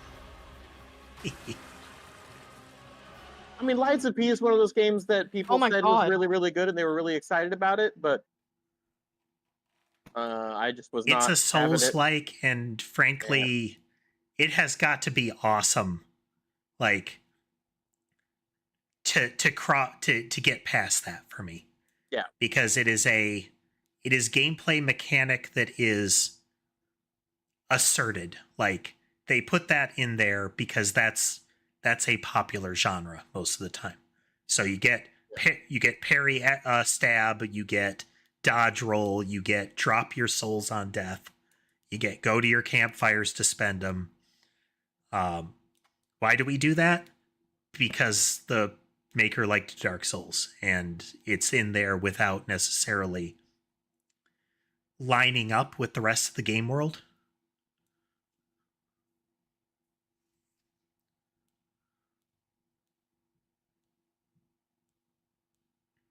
Available today. Looks good, but eh. Available today across all platforms to play, so enjoy Okay. it this weekend. All right, next up, the small video game publisher Serenity Forge, based in Boulder, Colorado. I don't shared this hate a few it, months back but with a DM that said, I don't need it. Doki Literature Club meets Silent Hill. That piqued my interest. That's a crazy mixture. Okay, but additionally, I doubt it. I seriously doubt it, because the gimmick of Literature Club was very fourth wall manipulation. And what I'm more expecting to find is what you normally find when people say that kind of thing is just, it's a cute. We're making it edgy. We're making it yeah. edgy with, you know, visuals that imply it's not. Like, you know, I'm making dinner from organic produce and whatnot. Beautiful. Broken. Plates of flowers. Plates and plates. The garden is lush and rich in dinner's ready. Definitely creepy. No, I'm only seeing the creepy. Like, yeah. Which immediately pushes it out of Literature Club territory if you're putting the creepy front and center, especially in your advertisement. Yeah, I mean, because a big Doki part Doki of was the just media around Doki Doki was the games, Good anime like game. everything about the visual art was bog standard school romance visual novel. All right, NCSoft Yeah. is expanding its Blade and Soul universe. Let's take a look at the rich lore and dynamic That was just action in Blade and what Soul I don't Neo, care. just out on Steam. That was just Blade and Soul Heroes. one thing about that even was even remotely related to Doki Doki, and that's it had an anime pro tag. That was it, and it was a first-person game, so you never got to see them anyway.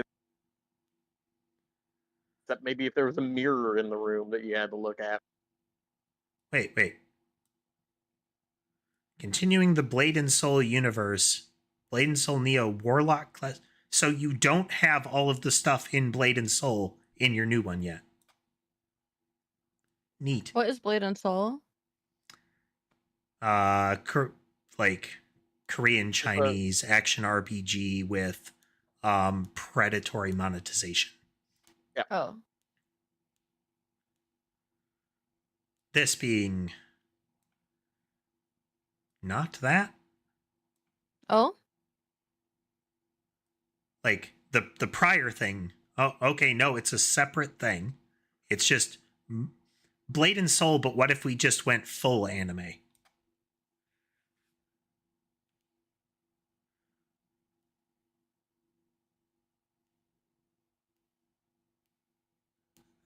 Barbed wire. Do you have any idea how little that narrows it down? That is true. Korean action RPG with wait a minute. This is One Punch Man? I think it's a crossover because the other character in this was not One Punch, or the other thing in this was like Chronicles of Aetolia or something like that is the name of the, or Age of Aetolia. It's just a crossover with it. I recall I've seen ads with the great sword looking guy there. I love how he has leeks. Or like green onions. I think it's leeks though. They're leeks, yeah. I'm kind of Insane sad crossover. because I would like to see a very faithful to the spirit One Punch Man game. Oh, so cute. Like, oh my. Okay. You know, all right. Well, Seven Meliodas, Deadly come on Sins? now. Yep. Yeah. 7 Deadly Sins. I was not expecting fucking Meliodas to appear. I was looking at the cute bird. Looks like an open world game. Oh, I love Elizabeth. Wait. Seven Deadly Sins was not a good anime, but I do really like some of the characters. I disagree. I think the first season of it was really good, and then the second season and third season kind of fucked it up. Yeah. What is this? My Is it problem like... with a lot of anime inspired games is that they tend to do Mary Sue player insert characters paired with like what if Cliff Notes but somehow worse storyline recreation. This looks cool. Visually it's very pretty, like independent of media that it came from, at least it looks good. Yeah, absolutely.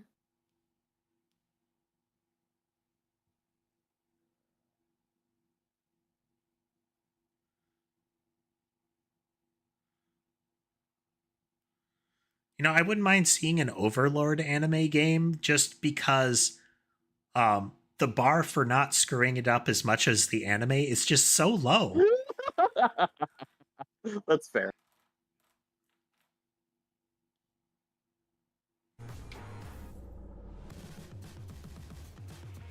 This is a technological showcase set in the world of The Witcher 4. Human Creator is now fully integrated into Unreal Engine. You're seeing me live in real time. Squid Game will be coming to UEFN. It started with an epic mega grant, and it's now a serious contender for Game of the Year. That Mongol I will be exclusively. I appreciate what Unreal Engine is capable of, but Unreal Engine does occupy a space in game development where, because it is touted as this fantastic tool set, people seem to sometimes assume it's the one that you should learn. You know, that's the big boy tool.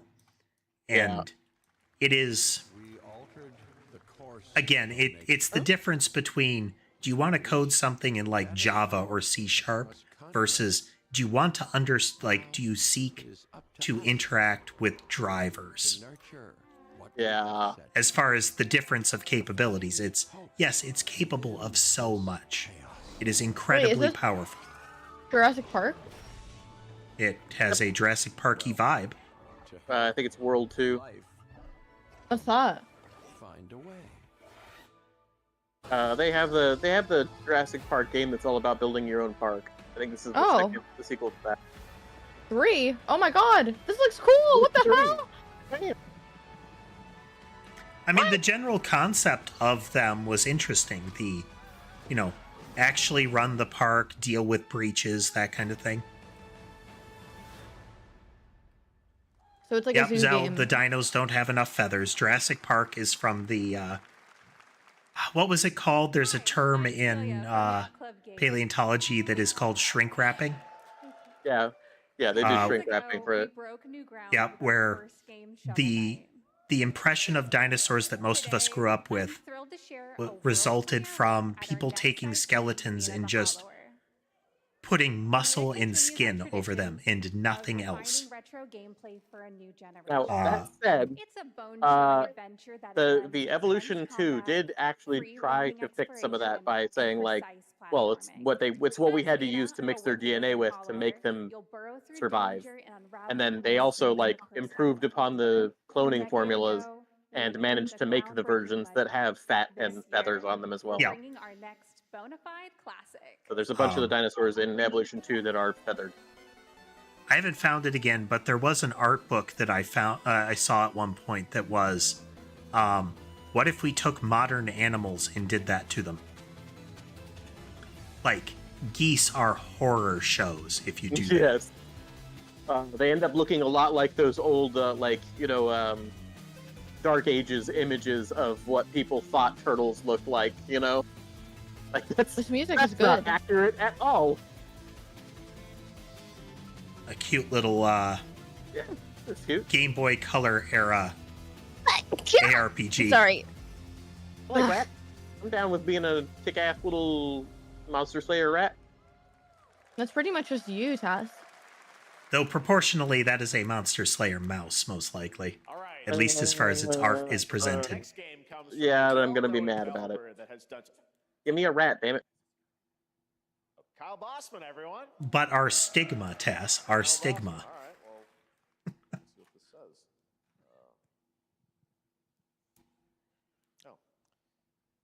Hey, Jeffy.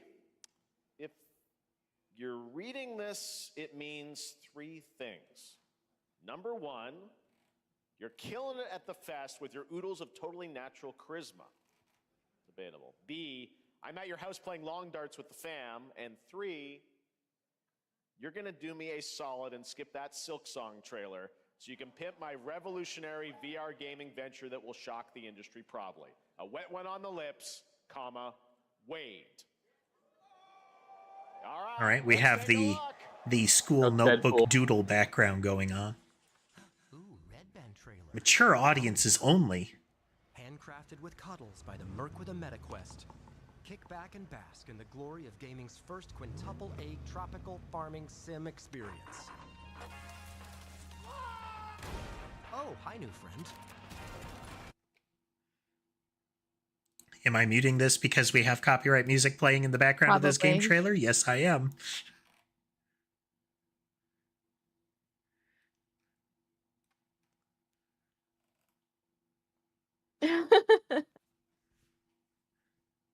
I mean, Deadpool is one of those characters that I don't mind seeing in a lot of games just because the whole nature of the animal is he's kind of everywhere, you know? Yeah. It's like Spider-Verse games that explore different elements of Spider-Verse, you know?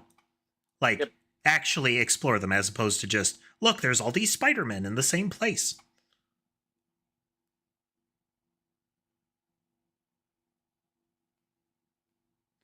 Spider-Man gets Insomniac, and this is what I get?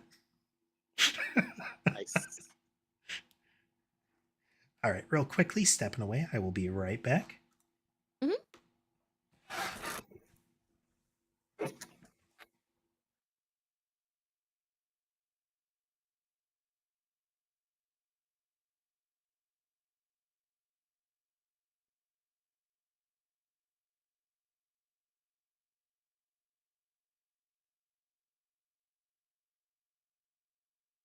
What is this? Dying Light, the Beast. Zombie game. Oh, no. Didn't know it was a One of the zombie ones game. that I recommended that we might play, so...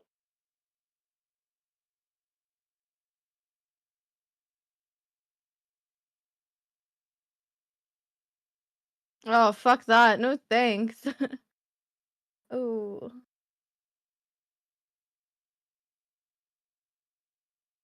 Don't like that.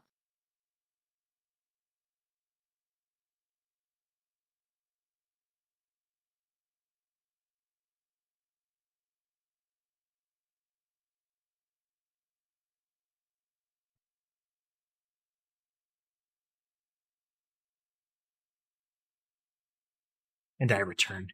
Dying Light is one of its big selling points is the parkour element that we're seeing. Late Dying Light 1, they introduced vehicles as well. Dying Light 2 had issues. Kind of a step back a little bit, yeah. Dying Light 2 had a lot of problems with its,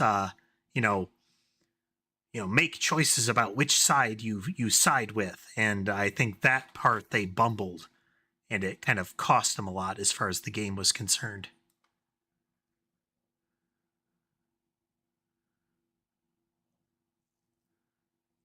That said, Dying Light has always been good about their zombies not being just random ass zombies. They're horror shows in and of themselves. Yeah, and the special ones are like the ones that they showed, the ones with the kind of altered mandibles, are genuinely a problem to deal with. Hmm. Like no the amount basic mechanic gunfire of that them can is kill them run most of the away. time. Yep. Yeah, until like the very late game in the first Dying Light, you can't kill one. They're invincible, and when they show up, you're gonna die. Hmm.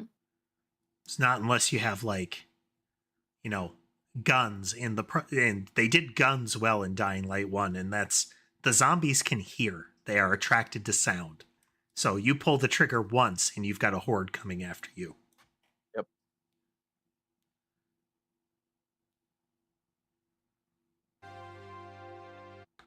Well, let's just leave that muted.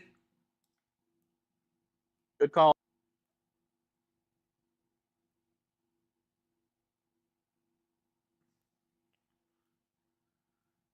What is this? Firestarter all grown up?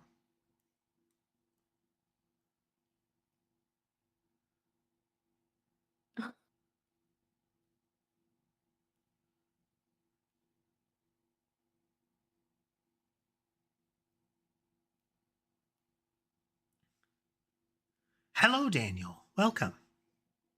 We are watching Summer Game Fest with Okami Sky and Taz.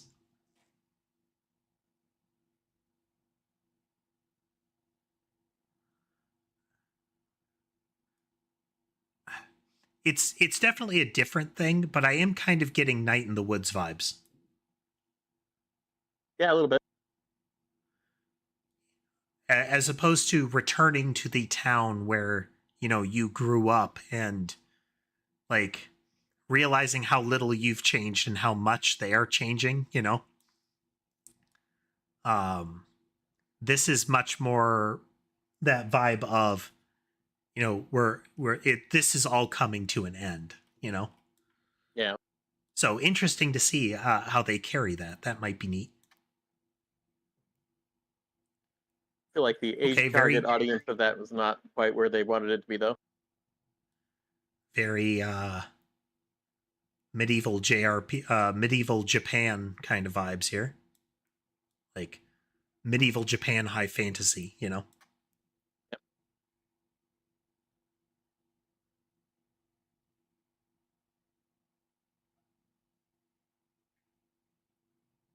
Oh, this looks cool. Gorgeous. Take this. And just getting started. Let's put it into action. It's very cute. That little crafting game there looked Wait. like Fantasy Lives. Is this like a roguelike? Get ready. It's at least ARPG vibes. Your Diablo style combat vibes. On in this world. No matter what hardships await. Zell calling out, what if Hades but Japan? With hope. Yeah, I would play the fuck out of this. The character designs are adorable. Toa and the Guardians of the Sacred Tree. I want to know Looks neat. more. A beautiful September game. That 19th, was there you the go. global announcement of Toa, a new roguelike from Bandai Namco and developed. Yeah, I was right. Sounds like it might be, you know, Hades but Japan. Next, we want to introduce you to a game made by a first-time solo developer in Bandung, Indonesia. With the help of 9 of his friends, he's built an intense action beat-em-up with brutal hand-to-hand combat set in his hometown. This is Acts of Blood.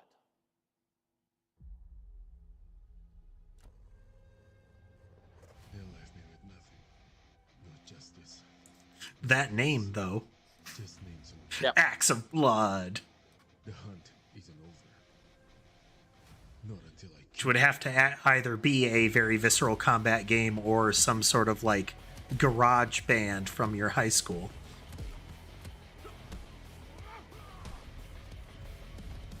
Hello, Chicago. We are Axe of Blood.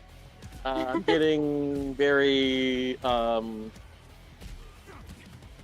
it's like Mortal Kombat mixed with that one game from a couple years ago where you play the Kung Fu guy. That like it's got the like bone break, like, you know, gritty fighting game thing. But yeah, it's got that vibe of that Sifu game. Yeah. Always picking for this freaking gun. All right. I'm in. Chainsaw guy with welding mask, go! Yep.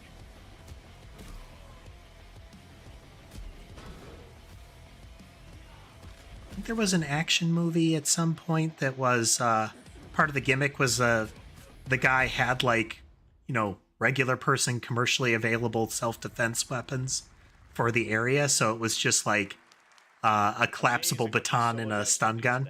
Now it is time for the reveal of the next game from Montreal-based Tribute. Barbed wire. It's still better than a name like Chronicle Medieval. Which you saw a little bit earlier. True. If you're like me, This you've is been true. waiting for more than a decade for this reveal. Oh. Saw floating coins. You are already on the back foot as far as quality. Unnecessary vegans joke.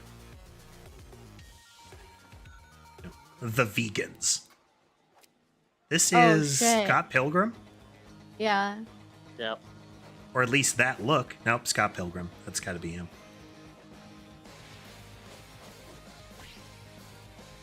Amusingly,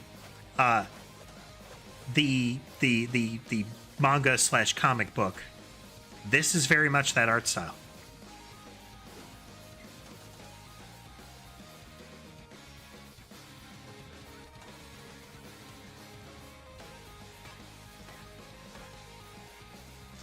The beat 'em up Scott Pilgrim was good.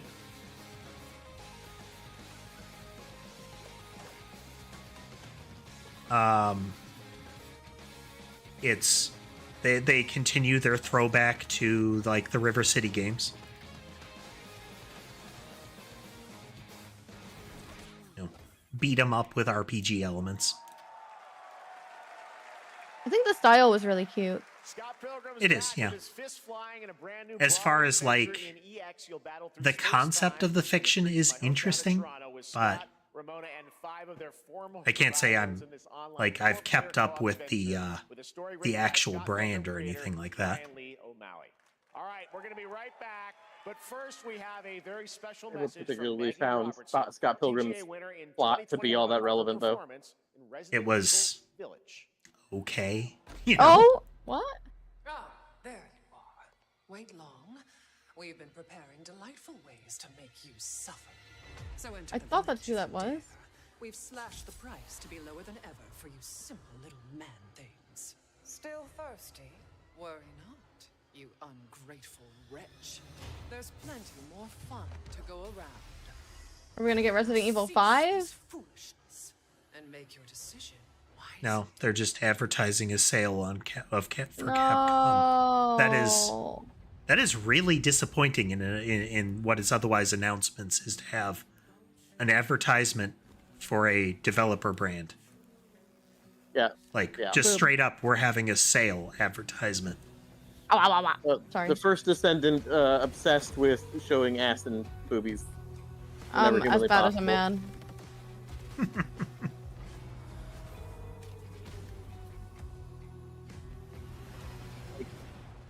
I haven't like a porn game, heard it's fine. anything recently about this game. I know it was one of those.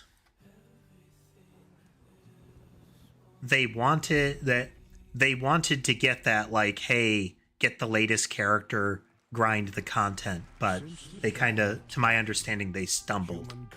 At least during release. Maybe they fixed it later. What the hell? What is this?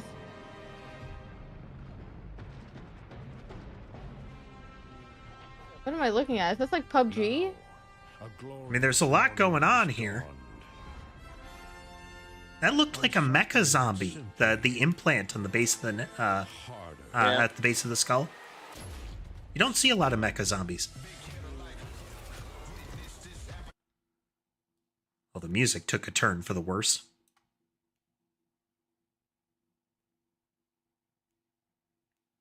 What the fuck am I looking at? Wow, the quality is just dropping as the ad goes on. It's amazing. I don't understand what's happening right now. Crude nonsense and like clearly like joke violence vibes. That was very crude. Very, very crude. Hindsight, Hindsight one of the ones that I like. I can't remember. It sounds familiar. So, Rust, but everything is memes. Like, everything is memes built into the game.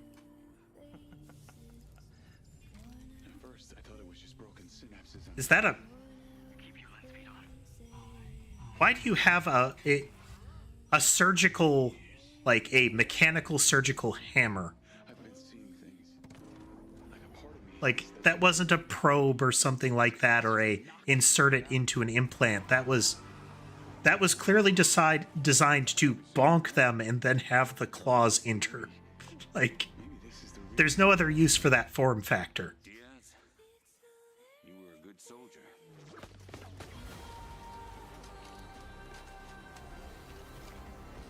Nurse, hand me my cyber surgical hammer.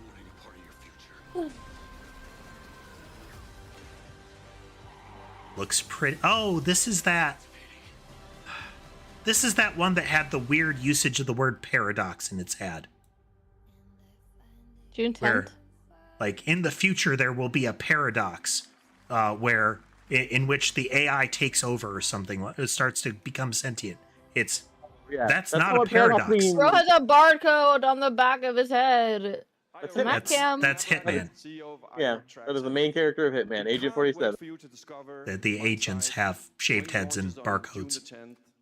Oh. Build a Rocket Boy and IO partners. I've never actually played a Hitman game, but the recent one I feel like I should play just for murder simulator purposes. All of the Hitmen are very good, actually. They actually do what a Hitman game should do, where like every map has solutions where no one will ever know that you were there or killed anyone. There is always a way to completely stealth complete the job without using a gun. It's coming in 2026. Or you can dress up as like a fast food delivery guy and kill somebody with a fish. There's also comic deaths for almost every single one. There's also the I'm a really good sniper. I'm just going to find a high place and kill all my targets from so far away nobody knows I was there. Those games are very well done in general. Let's go gambling. Known only as Le Chiffre, a financial I actually would be interested in this game. I like the idea of them having the 007 franchise as a thing. What is 007? I'm turning to dust. Newt, help me. I know their weaknesses. Mr. Rengang. I'm so 007 serious. is one of the like the spy movie franchises. Yes. Have you heard I've of never James seen them. Bond? I've heard of the name. Okay, James Bond is 007. It is like, it is a series of books originally that was like the introduction to the world to espionage books. Is it or like espionage Carmen concepts. Sandiego? No. No. Okay. No. Like, in every way, no. Okay. Did it! I'm ignorant. We know our players waited a long time for 007 First Light. Supervillains, secret spies sent in to stop them. That kind, evil genius kind of stuff, supervillains, or, mega businessmen. Join me here. As a matter of fact, he is Okay. here with us today. That's right, everyone at Summer Game Fest, please welcome the great Mads Mikkelsen. A lot of the spy movie gimmicks come out of that. Yeah, we'll watch a couple of the 007 movies at some point. They're pretty good. I mean, a lot of them I'm are gonna good. be A lot of them are educated. bad. Mads, you are Cliff, but you're also Agent 47. It is a series that was so popular, it was very prolific. Villain we know from Casino Royale. Yep, that's it. And this is. I've always had a deep love for this character. I mean, we have to remember, Tess, that we lived in a very different time than she did growing up. We were both born around the time that color photography came into existence. Oh my God, yes. You guys have TVs? That's correct. Did we what? Have TVs? I don't know. Did that come out about the time as the phonograph? I don't know. I don't know. Were you aware, Sky, that TVs used to have actual physical knobs on them that you would have to use to change the channel? Yes. Yeah, my grandparents had one. While keeping surprises for our players. They also used to have antennas. Agent 47 Kill has me. a very different set I of wanna skills, die. and the mission will be handled in very different creative ways. Yeah, he's not going to beat me in poker. He's going to figure something else out. It's So I guess it is not TV aerials are one of those things that I look at, like, I grew up in situations where those were a thing, and now I will see advertisements or people touting like, you can get free all over the airways TV. All you need is this attachment, and it's fucking rabbit ears for a TV. Yep. It's like, no. We wanted to surprise you, so the team is updating. Zell, we are very old. I'm not me. Today, in a few hours. We are currently streaming somebody that talks about, I saw Final Fantasy XI being played when I was a baby. Yeah, well, not baby, but I was like 6 years old or something. Yeah, no, that doesn't make it any better. Thanks so much. Thank you. Great to see you. When I was 6, that was like 20 years ago. Great stuff. All right, now here's the announcement of a new party game coming later this year. I wanna You'll die. want Lego fans made with over 1 million Lego bricks, 300 minifigures, and over 700 trillion minifigure combinations. It's Saturday night somewhere, so make some noise for Lego Party! Get ready for a nail-biting Okay. This is another place that, if it's relatively original IP, that, okay, Wait, Mario Party with Lego. Mario Party? That could How be, is this that not could be like, cute. okay, I'm so confused though. So I was talking about Power World the other day, and Nintendo patented like the Pokeball throw. How are they not patenting like Mario Party? Because How's this this not a game, problem? because they can't. Because Mario Why? Party is a copy of other games of the type. Oh, okay. So it wasn't Yeah. original. That is absolutely not original. Party games. I wish Pokeball another throw company isn't would do that back to original. Nintendo. That True, is Pokeball that is is stuff on that the- is being built up in the lawsuit with Pocket Pair, because Pocket Pair is very clearly calling out, we have enough money, we're fighting this. Yeah. Because a lot of the patents that Nintendo has trotted out are all of the Complete BS. BS. Yes. That is looking mighty tasty.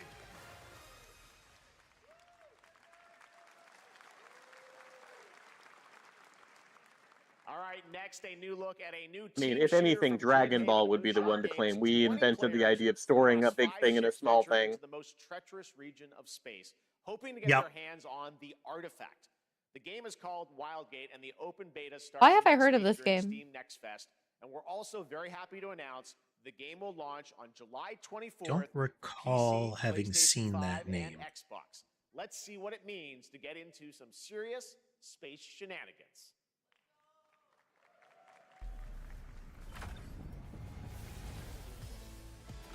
I don't like that word. Shenanigans? Yeah. Well, all I've I got just to want to say be is clear. that comes Was that a space owl with a winged Yeah, jetpack? I think so.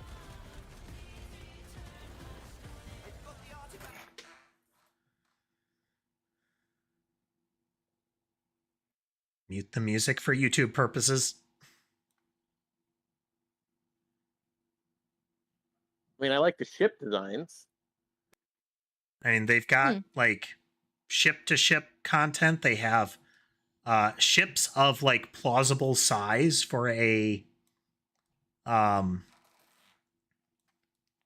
this, as opposed to, you know, everything's a capital ship.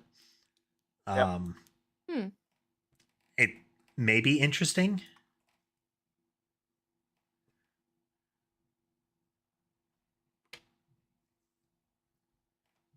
Team behind the Guacamelee Again, series, execution is and everything on nobody that kind of saves the gameplay. world.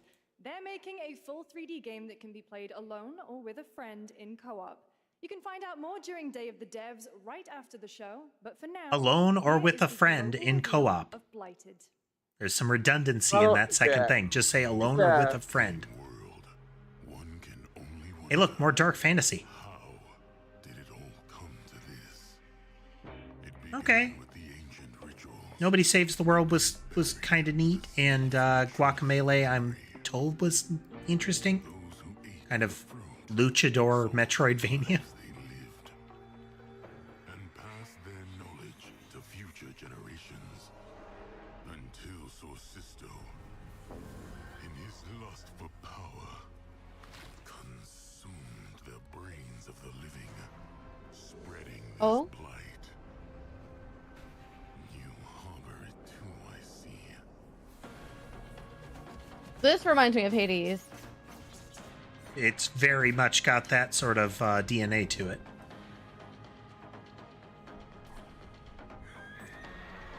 Oh, that's so cool, though. Spooky. Should you fall, pray the vultures consume you before the blight does. Much more your body horror amalgamation monsters. I mean, looks neat. There is more Blighted coming up right after the show in Day of the Devs. All right, next is a first-person survival action horror game from Team Clout. It's a new team of 50 with founders in Canada and Armenia. They partnered with the new Munfish Powerhouse label to bring this insane Unreal Engine That is 5 true, game Zell. to The life the with unpredictable let's monsters make and visceral our results. own Hades Here is running the risk of turning into that. Well, like studios are running the risk of the same thing that we get with Ooh, oh. Souls likes and similar. Ooh. Oh, Ooh. but oh. I'm seeing a bit of Dead Space there with the little almost some of the carrion vibe with the way those little tendrils were spreading. Oh. Nope.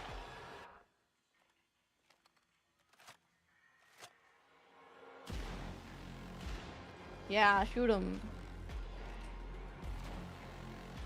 They kind of remind me of toddlers throwing a little bit of a tantrum. They do have. Oh my God. I'm a big soft boy vibe. Oh. Oh. Hard to tell if that was an amalgam or if that was a. That was okay. definitely Very amalgam. Dead Space necromorph there. Yes. Oh, big man, hopeful big man. Man, that was an That was like a like mech. auto. That was a big head. That was a very big head. Oh. Okay, I'm all of a sudden. Oh. It's over. Ah, little toddler monsters. I can field goal kick him. Fuck yeah, I love that. Babies. Nice. All right. Mecha Break is one of 2025's most anticipated shooters, with its previous beta amassing over 300,000 concurrent players on Steam and 3 million. That man just called it a beta. In this game, you explore a Beta. sci-fi universe and pilot powerful mechs with immersive aerial and ground combat. As a top wish-listed game, players are clamoring to know just one thing: when is the release date? Well, here's Mecha Break's latest trailer with the answer. You know, alpha, beta. Omega, Alpha, Beta. I was excited about this one when I first saw it, and then it's an extraction shooter, so I don't care anymore. What's extraction shooter mean? Go in, get stuff, get out before other players kill you, and take the stuff. Yeah. Oh. The PvP element of this ruins it for me.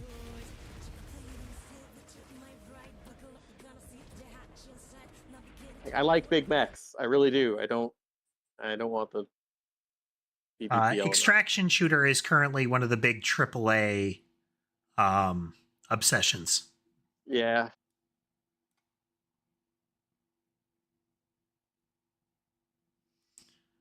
I mean, it's like hardcore Gundam front missions, like more Gundam-y anime mechas. But I would be down for that if we don't get, like, if they were to back off on like hard PvP, you know. Yeah. Give me a PvE mode and I'll come and play your game. Big gun. Oh? But yeah, these are very much Gundam slash not front missions. Front missions is much more. Yeah, front mission is more grounded, kind of like this is, chunky military kind of stuff. Yeah, this is Gundam. More this is to, Gundam. This is Gundam or Armored Core. Power Ranger. Yeah, that's right.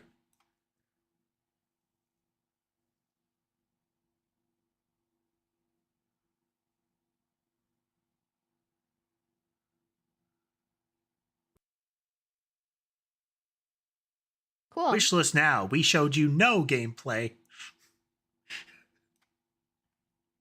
I mean, believe it or not, the gameplay is even faster than that. It's fucking weird. I mean, more. It's the gameplay is going to be way less cinematic than that. Yes. This is Infinitesimals. Infinite decimals? Sounds like infinitesimals. Not disliking the robot formats there. You have alien dudes. Alien dudes giant and Beetle. fighter robots. We must now face a stark reality. Is this like you're in a Avatar? You're in a yard, but you're also aliens? It's got a vibe of like either Honey, this I is took a a very miniature. alien. Yeah, it's like very. It's either a world with proportionally giant stuff, or it's got the vibe of, what was it called? Grounded. It reminds me of the Ants movie. It's like I watched sci-fi with the- Grounded. With the grasshoppers. Yeah, that kind of thing. Whatever it takes, we find a way. I mean, So the name implies that it is very tiny, like that we are at the small scale. Marks the 30th anniversary of a legendary So 40K Bugs Life. that I think we all know very well. Please check this out. Oh.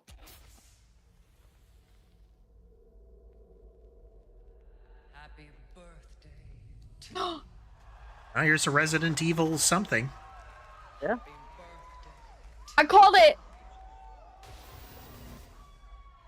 Return to Raccoon City would be one remake. Wait. Yeah. Or is this just another callback to, hey, by the way, we're having a sale?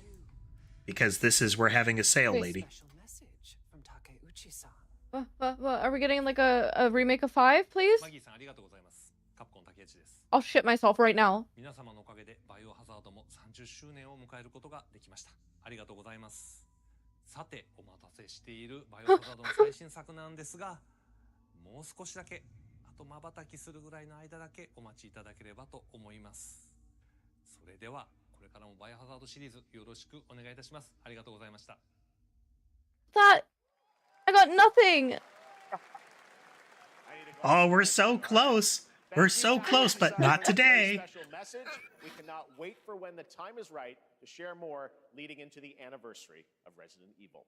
Now it is time for the next big update for a beloved franchise. Oh, okay, beloved. WWE.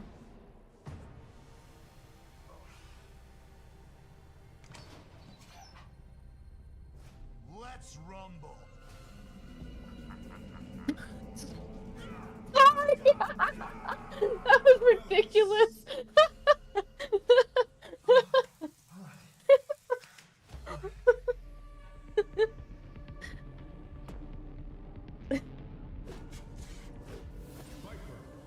Real life pompadour. What? Nice. This is Street Fighter?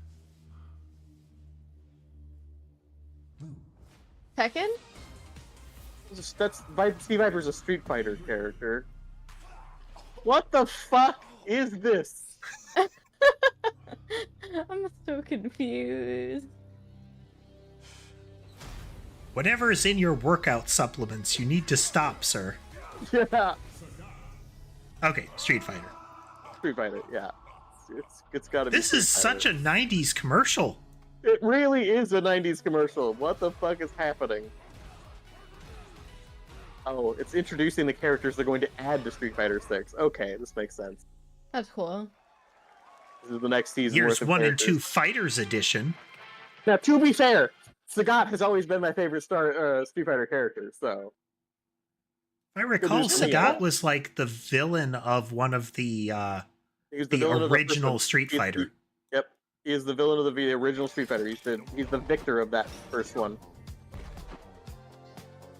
Actually, I think Ryu beats him at Ryu the end. is the victor. Yeah, that the original game is where they where Sagat gets his scar because of Ryu's punch. Yep. Steven in chat said, for you guys, the guy in the trailer was Kenny Omega. He's a pro wrestler from AEW. He loves Street Fighter. Ah, well, good for him. This is like, what? Disco aesthetic Team Fortress? I mean, to be fair, I'm not another Team Fortress. Unhappy about that.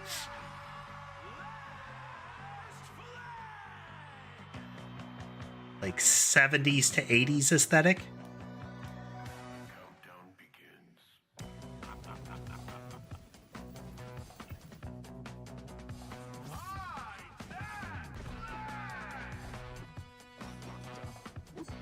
Oh, it's full capture the flag. Like, the way they're presenting that is it's not like take it from their base, it's you conceal it. You place what is your base, you know? Yeah.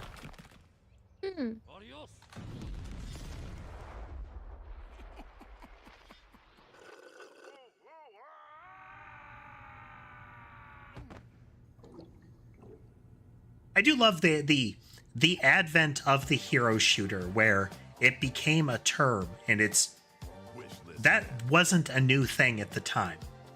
Team Fortress was ultimately the first time that you had that. Where I am playing as the heavy. People looked at that and they're like, oh, but that was just a class. It's like, no, it was a person with loadout and abilities. Yep. Yeah, the personality and everything. Well, Team Fortress 2, they actually gave them hard characters, but the whole concept was already well established. Oh, yeah.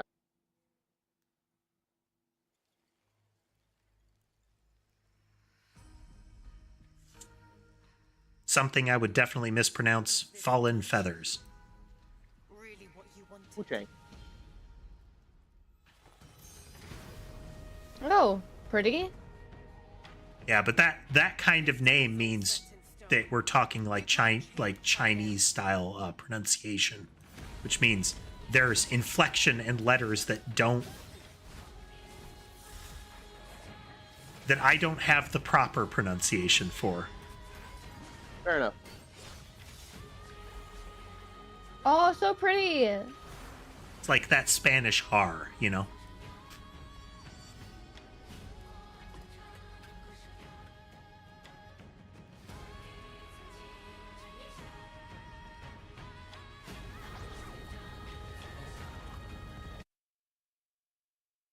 That. See if I can keep my sections I have to try to extract music from down to like 30 seconds.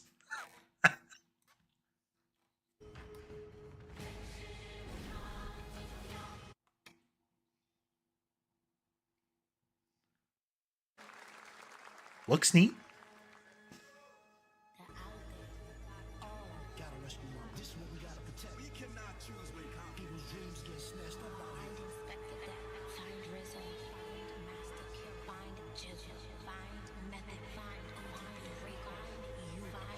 Okay, we're having images of Wu-Tang Clan, but tell me why.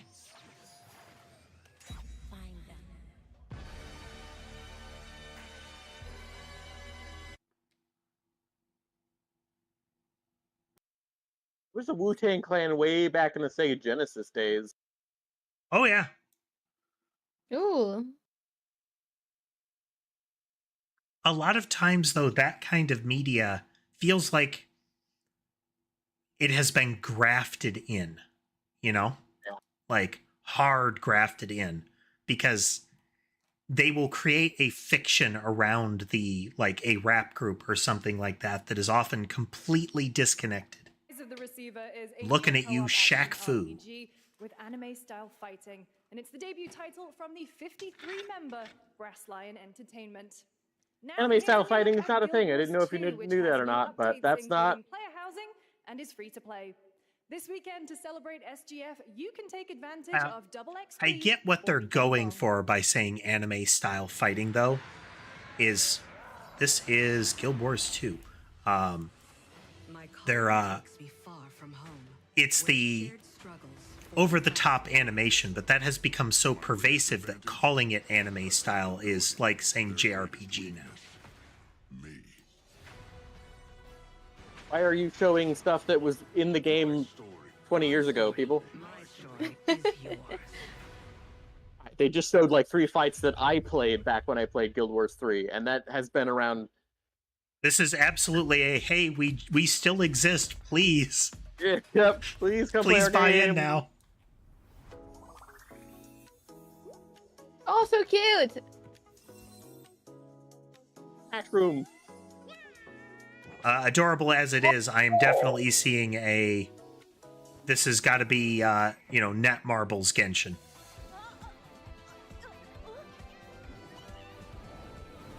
Is it a creature catcher? Or Power It's World? unclear. But if we look, Genshin, Wuthering Waves. No, I'm seeing the aesthetic for sure. Well, the combat too. Oh my god, so cute. Character art, I mean, a particular anime style. Here's our cavalcade of things that exist.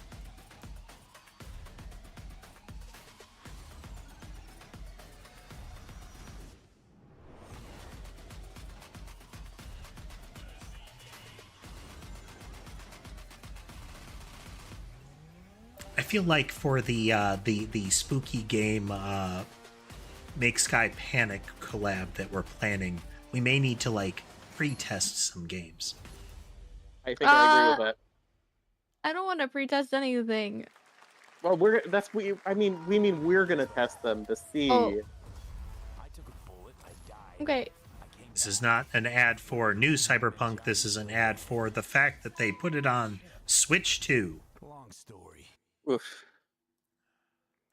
I get that people were hyped, but Switch 2 is just a like we improved some of the chipset in an existing console.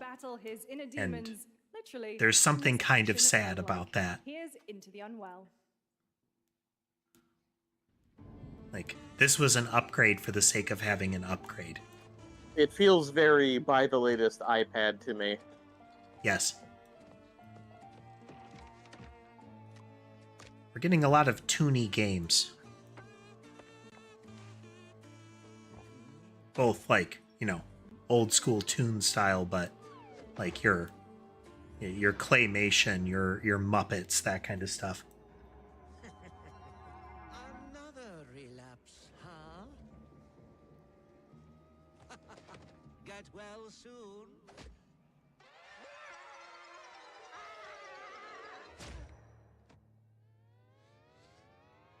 This Ghost Devil sends cat guy to psychedelic rehab. Yeah, that has some real Cuphead-ish vibes. Not just the art style, but also, like, well, I guess the art style and specifically the art style has some real Cuphead vibes. Always be so easy. Yeah. More than just cartoony. In this case, it's like 3D, but still preserving that uniquely Cuphead-y. Yeah. You still look a little unwell.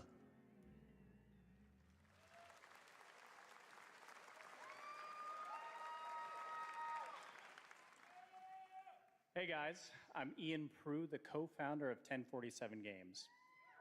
When we started Splitgate in our dorm room, we just wanted to make a game we could play with our friends. And 20 million of you played Splitgate with us. falls into a shooter category that I'm just not interested in. That is the high velocity shooter, Because I grew up Yep, playing and I want someone to kick you in the nuts tired for of your playing hat. the same Call of Duty every year. And I wish we could have Titanfall 3. Yes. With Splitgate 2, we asked ourselves, He how would we needs take that bat Portals to the next like level? What if you for could this to be portal redeemed, he entirely has different brought that worlds? bat for it to be So we deployed combined against the him. action, movement, and gunplay of arena shooters with the scale and intensity. And there was a lotto in the office to determine who gets to take that hat off his head. Awesome.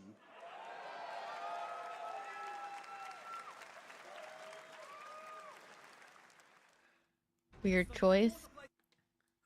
Not only is it a MAGA reference, it's a black hat MAGA reference. So it is the Elon Musk variant. Yes. And especially right now, like Yeah. you decided to do that layered reference right now. Yes. This was a bad choice.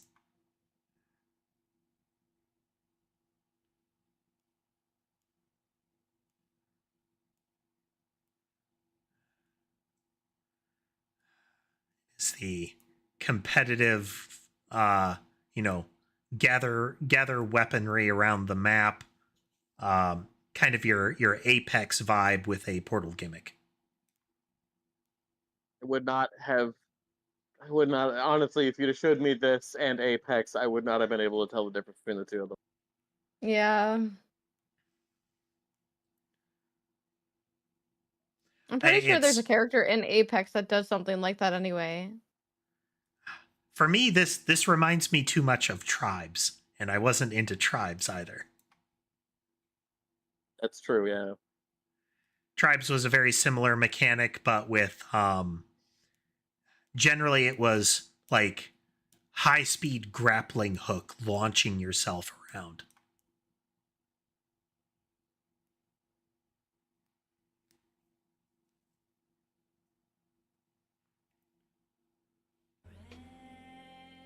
Oh, hell yeah. New Yakuza game? Or is this... You guys just got one, didn't you? Art style is It's going out every year. Art style is pretty different. Nope, this is the fighting game. This is Virtua Fighter 5, I think? Virtua Fighter 6? One of the two. This is the Virtua Fighter game. That's Akira.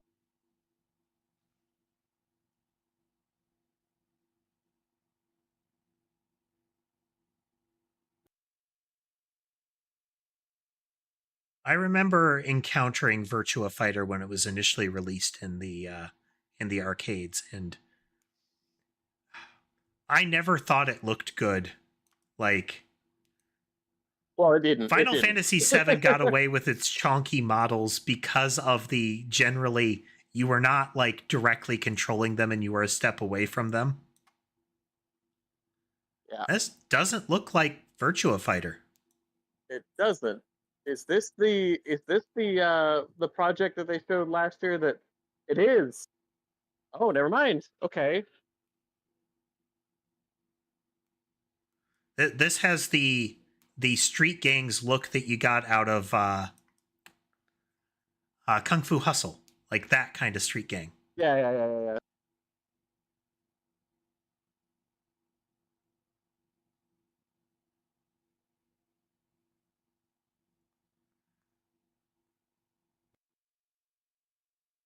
Again, execution. Only reason I didn't like the mainline Yakuza vibe is I felt that the controls, like your interaction with the combat, was bad. Oh, the first few, it absolutely was bad. Yeah, the look, the vibe, nice, but That's right. Yeah. Stranger Than Heaven is the name of the game. All right. You saw it at Hell yeah, TGA last I'm year as excited. Project Century set in 1915, and now the full name has been revealed. Stranger Than Heaven, 1915, the brand new wow. title from RGG Studio. This time it's now 1943, and knowing Oh. RGG, I'm sure more surprises are surely on their way. All right, well, we're almost Neat. done here, but we do have one final, very special global game announcement to share with all of you who've been waiting. Today, we've showcased a lot of projects from teams around the world, including many brand new studios, and we're proud of that. But this one comes from a studio that is no stranger to delivering blockbuster games time and again.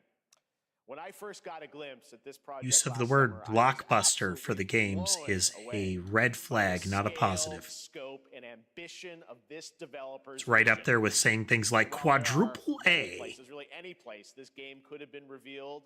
We are so deeply honored that we get to share it with the world right here at Summer Game Fest. Juan thinks you're funny, Newt. Well, thank you. What the hell? What am I watching?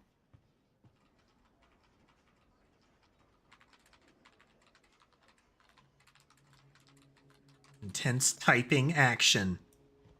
She types so slow for clicking all those keys.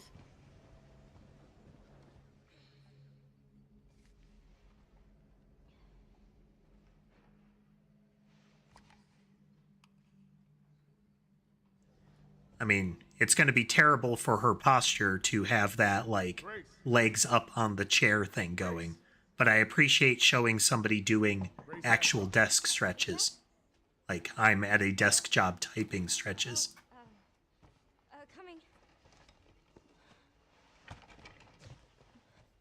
Yes, Elle. Like Elle from Death Note. Yeah, exactly. I got Perched the same upon vibe. the chair.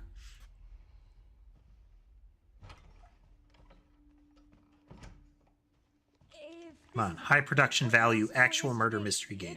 Come on. No, 2 days tops. Put a hold on that for now. We found another body.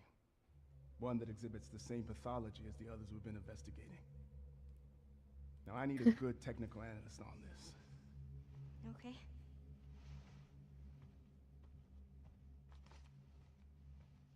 I need your eyes on the crime scene. The Renwood Hotel. I mean, that's a very expensive case file. I wouldn't pay my eyes for that. Alyssa died 8 years ago. Perhaps it's time for you to face the past.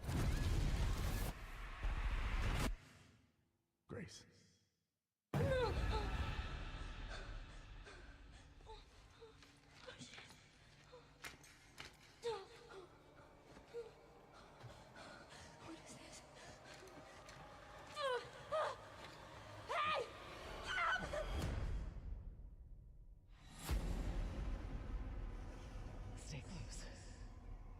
Prototype. I would love to see a remaster or a return to that setting. I like the Prototype games. They had kind of the action RPG vibe of the Carrion game. Well, that's a great big old crater. Getting all these strange deaths, huh? We need to keep our voices down. Have you you seen the same shit I've seen? Like post-apocalyptic? You are my hope. Or at the very least, this RPG? city got nuked. That's RPD! That's RPD! That's RPD! Is this? So is this That's the RPD! Resident Evil? The Resident Evil thing they taunted us with earlier? Resident Evil Requiem. Resident Evil 9. It's not 5. That doesn't but it's look fine. bad. There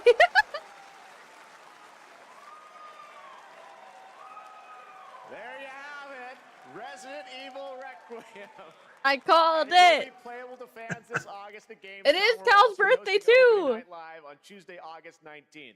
Resident Evil Requiem marks a bold shift for the franchise, both in tone and gameplay, and today's reveal isn't just about survival horror. Expect high-stakes cinematic action too, with much more to share soon leading up to its launch on February 27th, 2026. Amazing. Thank you. I just want to see Wesker, bro. Like, please. Surprise. All right.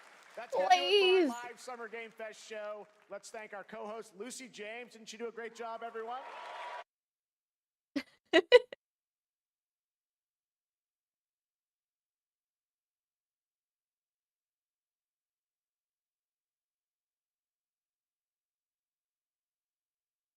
So do we want to do you want to keep going, Sky? They have within like a little bit they'll be shifting into the indie one if we want to continue. It's up to you. This was I'm our feeling a target little session. EP. So I think I'm down to wrap up right about now. We had some good stuff. Yeah, we did. This is much more tolerable than they usually are. Yes. I appreciate that they didn't try to make this like a big, like they're not pretending this is the Oscars, you know? Yeah, I think last year it was kind of cringe the a little Game bit. Awards are always excruciating to watch for that reason. Yeah. It's like this big, like, oh man, come up and give a speech about your game that got an award because we had an open vote. Oh my god, why is that so loud? Jesus. Their intermission scenes, like before the awards launched, like when they were getting ready to launch, also had really loud music. Wow. Yeah. For reasons. Crazy. Yep. My ears, yeah. Maybe Gamescom will have some Square Enix stuff. The Square Enix thing was that murder mystery game that had weird shooter mechanics also. Wait, what is Silk Song? That is the like long awaited sequel / something for name escapes me now. Yeah, it's a little The one with the little white game. mask beetle guy. Yeah. Hollow Knight? Hollow Knight. Oh, I've never played Hollow Knight. I have played it. supposedly I it's have very never good. really gotten far into it. Like supposedly it gets very gameplay good. wise, There's- visually, good stuff. Supposedly there is a decent little story also embedded in there. To my understanding, Silk Song is associated with a particular other character inside of Hollow Knight. It's like red caped one with a sewing needle weapon instead of the nail of the title character. Juan said people have been waiting so long, longer than Yes. Metroid 4. Yeah. That's crazy. Most of Nintendo's IPs, I just assume that they're never really going to get anywhere with them. Either they will drag their feet forever and give us something that sounds like, oh man, that'll be cool, but then we're going to end up with what was the Metroid that they tried to turn it into a third-person action RPG? The one with the really terrible plot? Other M. Yeah, Other M, yeah. And Yeah, the one where they turned Samus into a real, traumatized, submissive girl. Yeah, and they also, there was also, a bunch of crap about like a bunch of mercenaries being like major factions in the world too. And it was like, that's not what this game's ever been about. Why is that a thing? I mean, the Federation soldiers and whatnot have made appearances in the narratives, but they're never front and center. And they made a big deal about them in that game. Both the way that they gave the commanding officer such a weird, like, not just that he was giving orders, but also that it had a very controlling vibe. Like, I'm Yeah. going to let you have some of your abilities back. But it's because I'm such a nice person and you've been a good girl, kind of. Yeah, Ew. it was very icky like that.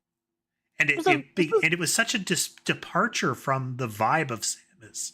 This very like powerful character running around to suddenly be like, yeah, I'll turn my powered armor off for you. Yuck. I don't like that at all. Yeah, it was very strange. This is a very horror heavy games fest. Yeah, a lot Yeah, of it was. like a lot of the imagery, I can't say I dislike it. I loved what they did with the Code Vein style. That sort of like steampunk gilded, but with the brutal weaponry that Vane had in there was neat. I didn't see them doing any of the Code Vein of drink the enemy's blood type stuff, but maybe that is a mechanic that is slightly different. You now. saw some of it still. Is the all of the weapons as far as the absorbing the blood was always through like pipe work in the weapons. So everything had these weird like syringe and tube attachments to them. The way the claws stabbed into them was part of the gimmick, you know. But I don't know, because of the whole like golden blood thing, are we going to see a return to the very heavy vampire vibes, or is it going to just be more something new? I liked the visuals there. We had a whole bunch of gritty dark fantasy world ones, and they're blurring together in my mind, but there was still there's still a lot of potential in this. Liking what I saw. Most of what I saw. Square Enix's presence was something that was completely unrelated to any IP I understand. Although it did seem like it could be a fun game if it's done right, but that's a big if. The Lambs and Wolves thing, the Murder Inn. Oh yeah. Yeah. It's the gameplay that they showed was nothing but worrying. Yep. That is fair, Barbed Wire. There was nothing in here that was like, oh man, it's that thing that I've been wanting to see for me. Yeah, that's true. I felt the same. I've wanted another game like this or in this line. I didn't see anything like that. Though I have been very tempted to pick up some of the newer Resident Evil games. Some of the older ones never impressed me. I would say Resident Evil Village. Like 7 and onward were the ones that I was interested in. 7 is really good. I don't know how I feel about 8. I played 7. 7 was good because it was a return to the you are not a zombie slaying demon monster person. It was a lot of like you are an injured dude in a terrible place. Yes. 8 kind of had a return to you have a lot of guns and you're really good at killing zombies that I didn't much care for. And 8 also had the problem of it really, really, really tried to oversell itself on the big vampire lady. Yeah. She was just not that present in the game, man. Yeah. If the fan base were to be believed, she's in every other room. Let me just say, I did not see very much porn of the vampire or of the werewolf guy or the Frankenstein guy. That was a very, I don't know, I'm kind of sad with how Resident Evil went because I feel like the last few games could have been like their own entity without Resident Evil attached to They it. really could have, and that is kind of This is going back to that thing we were talking about. Stop attaching the name to it just for name recognition's sake. If Capcom comes out making a horror game, it doesn't matter what it is. People are going to play it because their Yeah. previous 2 IPs for horror games are touted as some of the best in video gaming history. Yeah, like, they didn't need what to like about the put it under that visuals and name. advertisement of your game needed the RE logo to sell it? Like that Resident Evil one didn't scream Resident Evil until they showed the sign. Yep. It just screamed, this is a fairly interesting horror game. I would be interested to play this. And to be honest, adding the RE on it made me want to play it just a tiny bit less. Yeah, it's sell the game on its own merits. Yeah. And there are some of them that I think there are games that genuinely catch flack from the fan base of the game, and fan bases can be so toxic. Final Fantasy 16. Yep. Final Fantasy 16 is a great game. It is a great game. If it was not Final Fantasy 16, they just called it something else, they probably could have gotten away a lot less damaged. Yep. Happens constantly. BioShock Infinite, while it is set in the world, didn't need to be BioShock. I don't know why it's like such a common thing to do that. Name recognition and self-fulfilling corporate prophecy. Yep, they believe if the game that does if well, they it's put name on because it was a franchise. If it does badly, it's because it wasn't. Weird. But it can't be, it does well without it, and it's like, oh man, this was a good thing. Or, you know, it had name recognition and it tanked. Well, if it had name recognition and it tanked, people just don't want this kind of game anymore.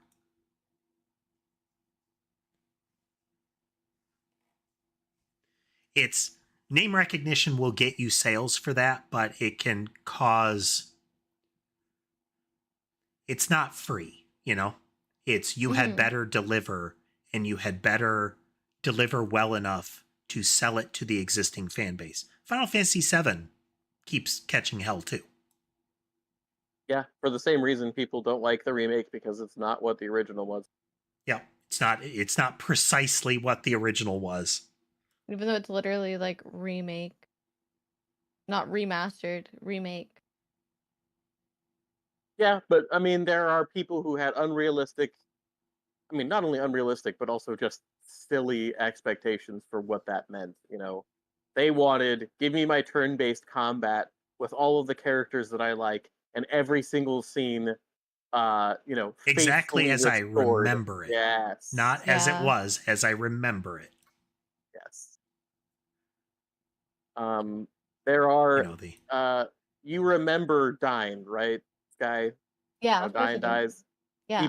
There are people who thought that scene was really terrible because of the How? location where it occurred. But how does that make a fucking difference to how? What? Yep. Yeah, no. Narratively, it doesn't really make a difference. Impact. Yeah, narratively, it doesn't make a difference at all. The thing that makes people upset is that it originally takes place in the town where all of that happened, in the ruins of the town where the ruins of Old Corel. I don't really think that makes that big of a difference. It really doesn't. It really doesn't make much of a difference, but people make a big deal of it because they want it to be less meaningful. They want the remake to not be good, and to convince people that the remake is not good for some reason. Crazy. And I'm just like, I mean, and the thing is, people will, like, your experience with Final Fantasy VII is different from mine, Sky. Like I said, I did not like Crisis Core at all. I don't think it's a good game for what I liked, but it is what people are going to experience now, and if they enjoy it, I am very happy for them. And I will not say that, like, Crisis Core is a bad game. That is subjective, first of all. And second of all, it's not a bad game. It's just, it does something I didn't like. and that's really all it is. And if somebody was all that upset about like where Dyne dies in the game, I have no respect for them to then come out and say like it's a shit game because they totally fucked up this one part. It's like, I don't care. It's just ridiculous. I think people just are afraid to form their own opinions or like step away from something they're familiar from. Like you can still go back and play OG, believe it or not, actually. It's Like if for you like me, it I that was much. like, I was repelled from initially trying things like 7 Remake because my memory of 7 is not as fond.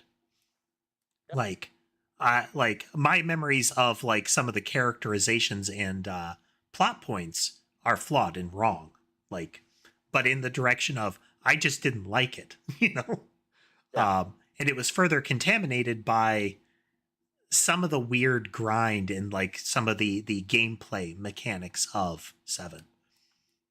But I loved the remake or the remakes, Remake was except for the weird fantastic. battle at the end of the first one.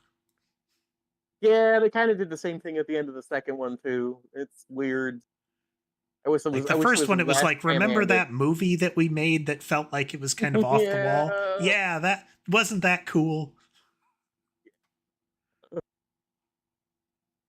The ending of Rebirth felt very much like you played Kingdom Hearts and you really liked that, right? We're gonna do that. Listen, I liked both. And Hey, Kingdom why- Hearts is such a yeah. golden calf. It really is. People love it so much, and it's like, guys, they've already, like, for quite a while, it hasn't been the same thing because they haven't been given what amounts to a blank check from Disney. Yeah. Like, you can use all of our stuff, you can use all your characters, you can do all kinds of cool stuff. They haven't been able to do that in a long time. Mm-hmm. The stuff is still there, but Yeah, Sky, I very much like Remake and Rebirth as well. I think they are very good games. They're fantastic. They are fantastic. I would not tell you that I don't like those games. There are some bits and pieces of them that are kind of annoying. Yeah, that's fair. The big set piece battles at the end are annoying in that I know that part of that is I play the original and those don't happen, so it's weird, right? Like Probably just to give so people an end game boss after completing a game, you know?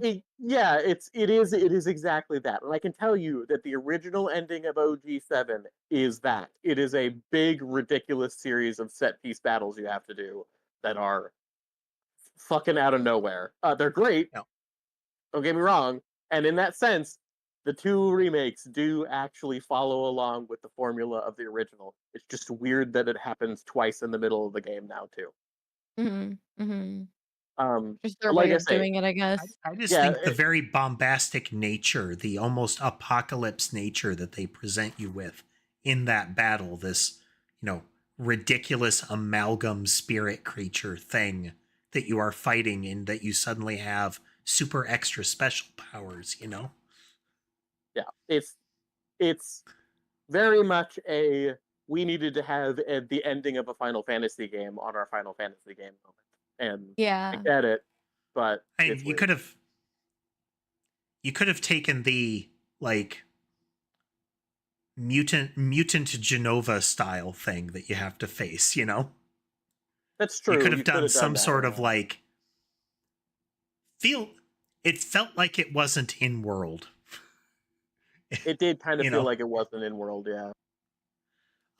Pick something else to like go over the top with. It's not a matter of going over the top. It's like you grafted something in to use to go over the top. Mm-hmm. Was kind of how it felt to me. It looked cool. It played cool. Like that sequence. The rest of it I liked. Yeah.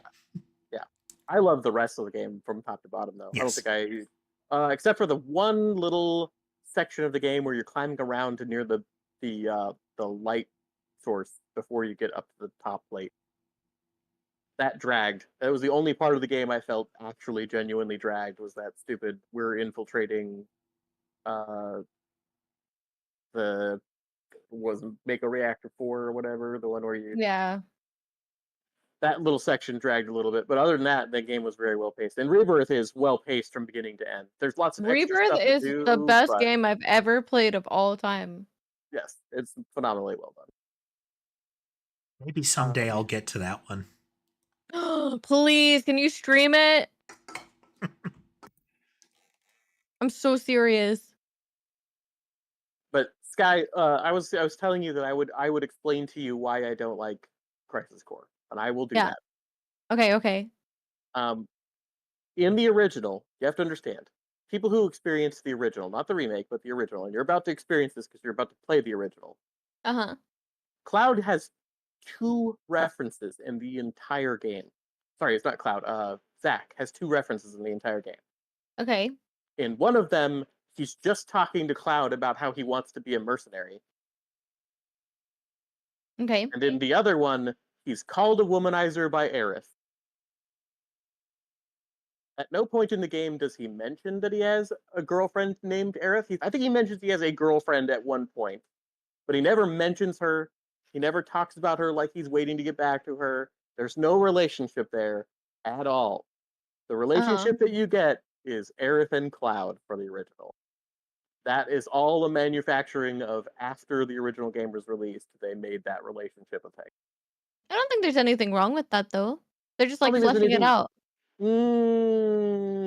Not when it kind of ruins what the original game was telling as a story, in that Cloud and Aerith are mirror stories of each other, where she never gets to live a life until she meets Cloud, and then she goes out and she finds somebody who is willing to show her the world, and that's meaningful to her, and then she dies, so she dies. So she is this person who never does anything wrong in the game up to that point, ends up being the victim of Sephiroth, and Cloud, who up to that point is a failure in everything that he does, meets Aerith, who convinces him he's capable of more than that, gets to watch her die for doing all the right thing. They are exact mirrors of each other, and introducing the concept of her having this boyfriend in the background who is all of the things Cloud thought he was, and she's secretly in love with him the entire time that she's interacting with Cloud, cheapens that whole relationship. I guess so. I guess I just see it a bit differently, but that's okay. But like I I said, think you your have a version's different valid perspective. too, right? You Like, have a different perspective on that because in the version that you are playing, Zack is a character. He has like dialogue that makes him a relatable person and interesting and all of that. yeah, And in that it's just version, different. it's not emphasizing that Cloud is being somebody that, he's trying so hard to be a different person. It is Yeah. emphasizing that Cloud is fucked up in the head, and that's about it. Yeah, my memory of it was that Zack is introduced primarily in 7 to show you this is what Cloud thought he was or was trying to be, Yeah, it is. But it's Zack is the person that Cloud is cosplaying as.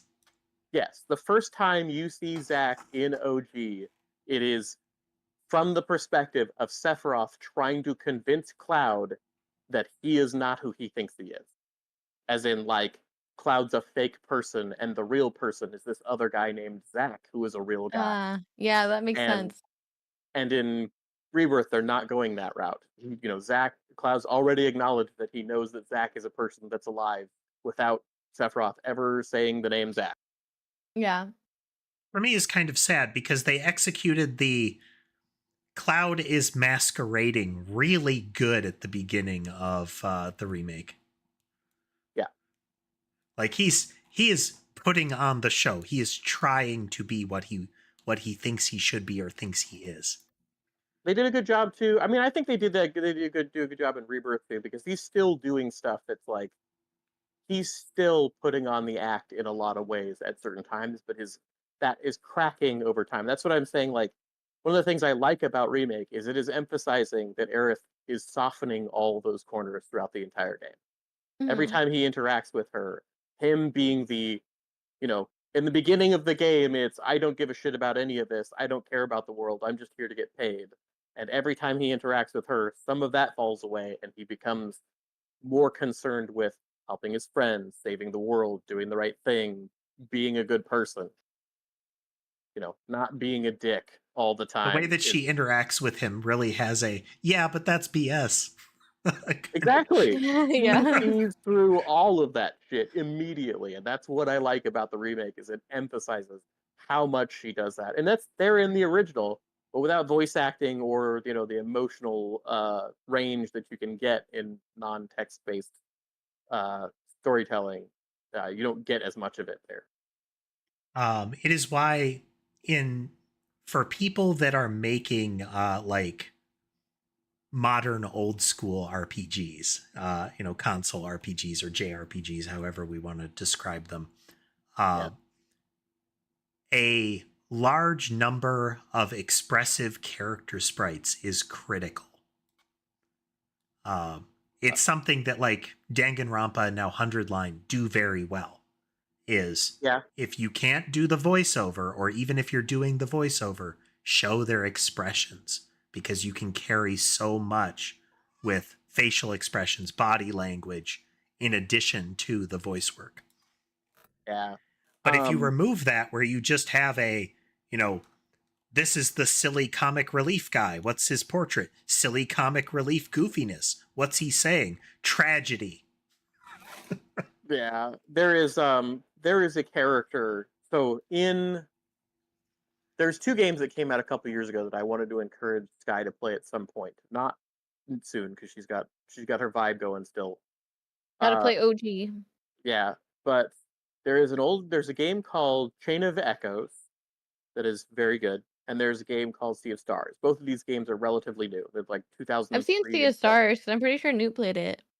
Played a bit of it. You did play some of it, yeah. Still need to go back to that one too. God damn it.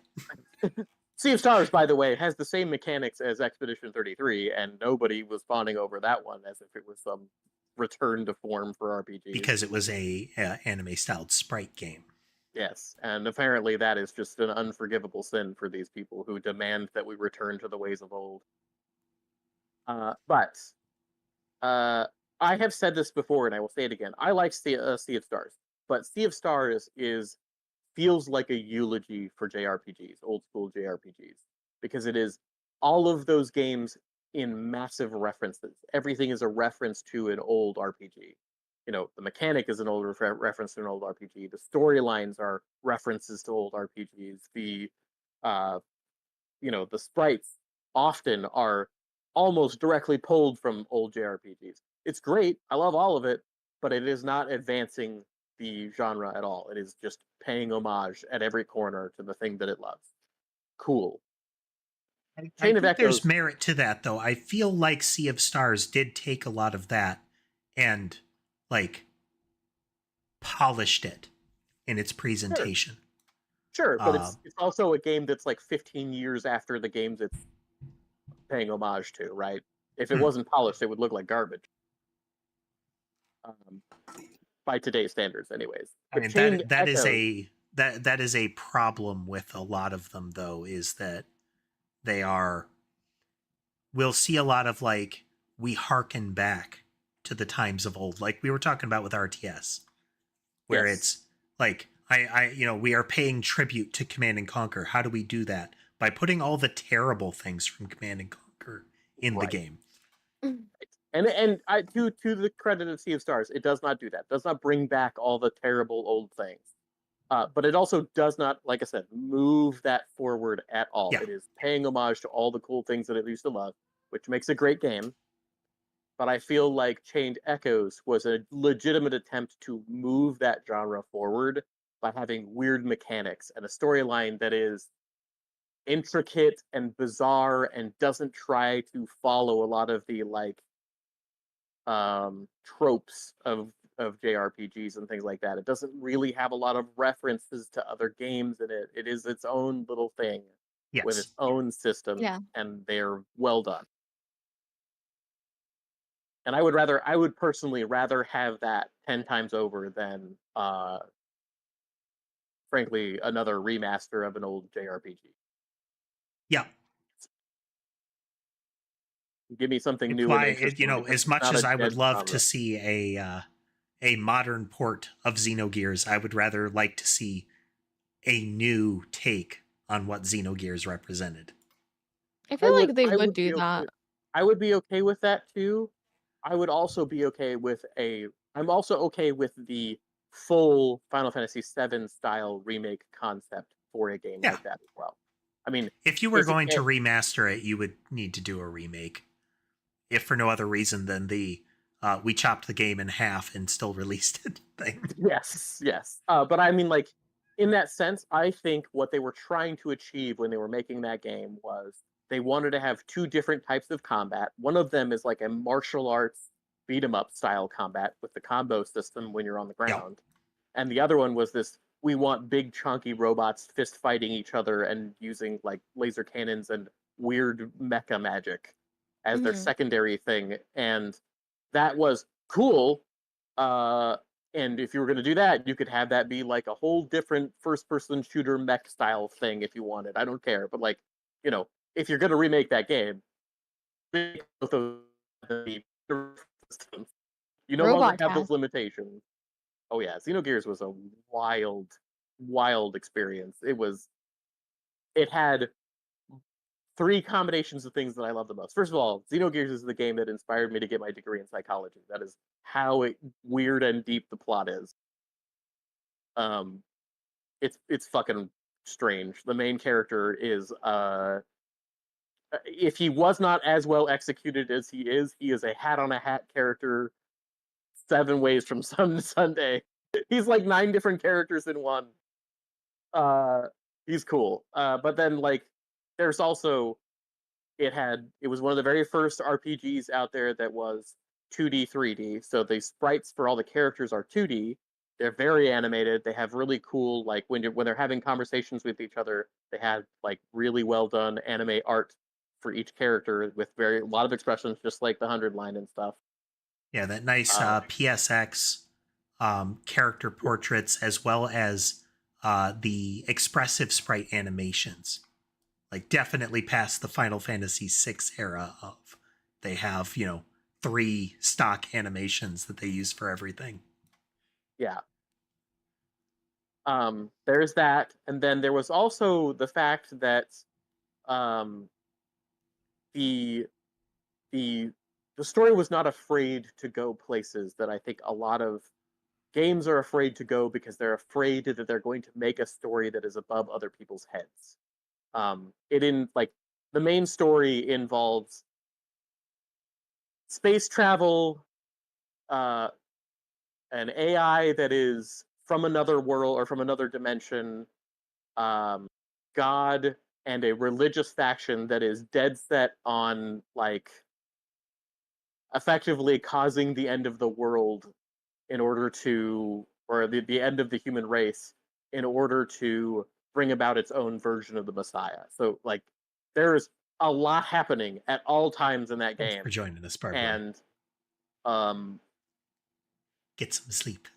It had a lot of heart in it. There's a lot that's going on. It's not a finished game. If you do ever play it, understand it's not a finished game. It was never a finished game. So it's brutal. What was it? You get to a particular point, and then it's largely just here, we're going to sit here and we're going to rapid fire narrate a good portion of the remainder of the plot. Yes, it is very unfortunate that happens, but yes, once you beat disc, I think it's disc 1, because it's a 2-disc game, I think.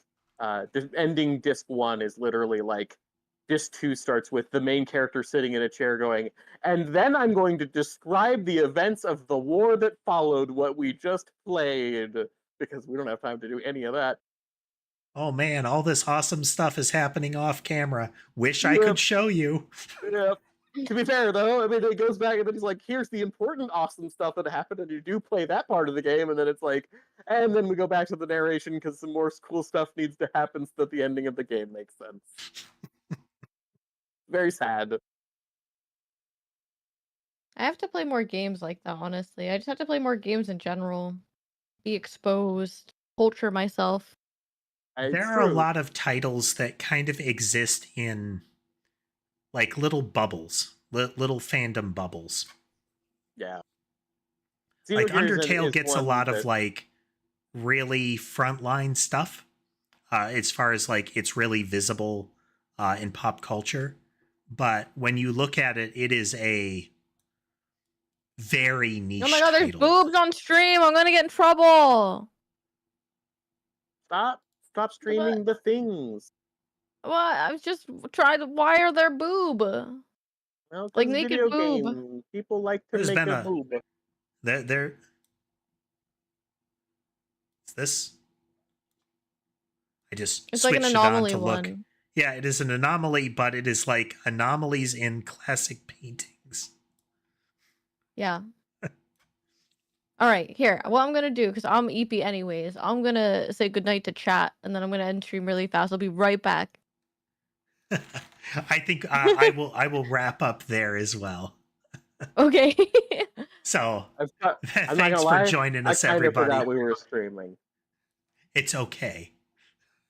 That was part of the plan of this stream. Is we're going to talk about Gamescom and likely all kinds of other stuff. Is a chat and stream. Yes. But all right, everybody, thanks for joining us tonight. I'll see you next time. I have returned.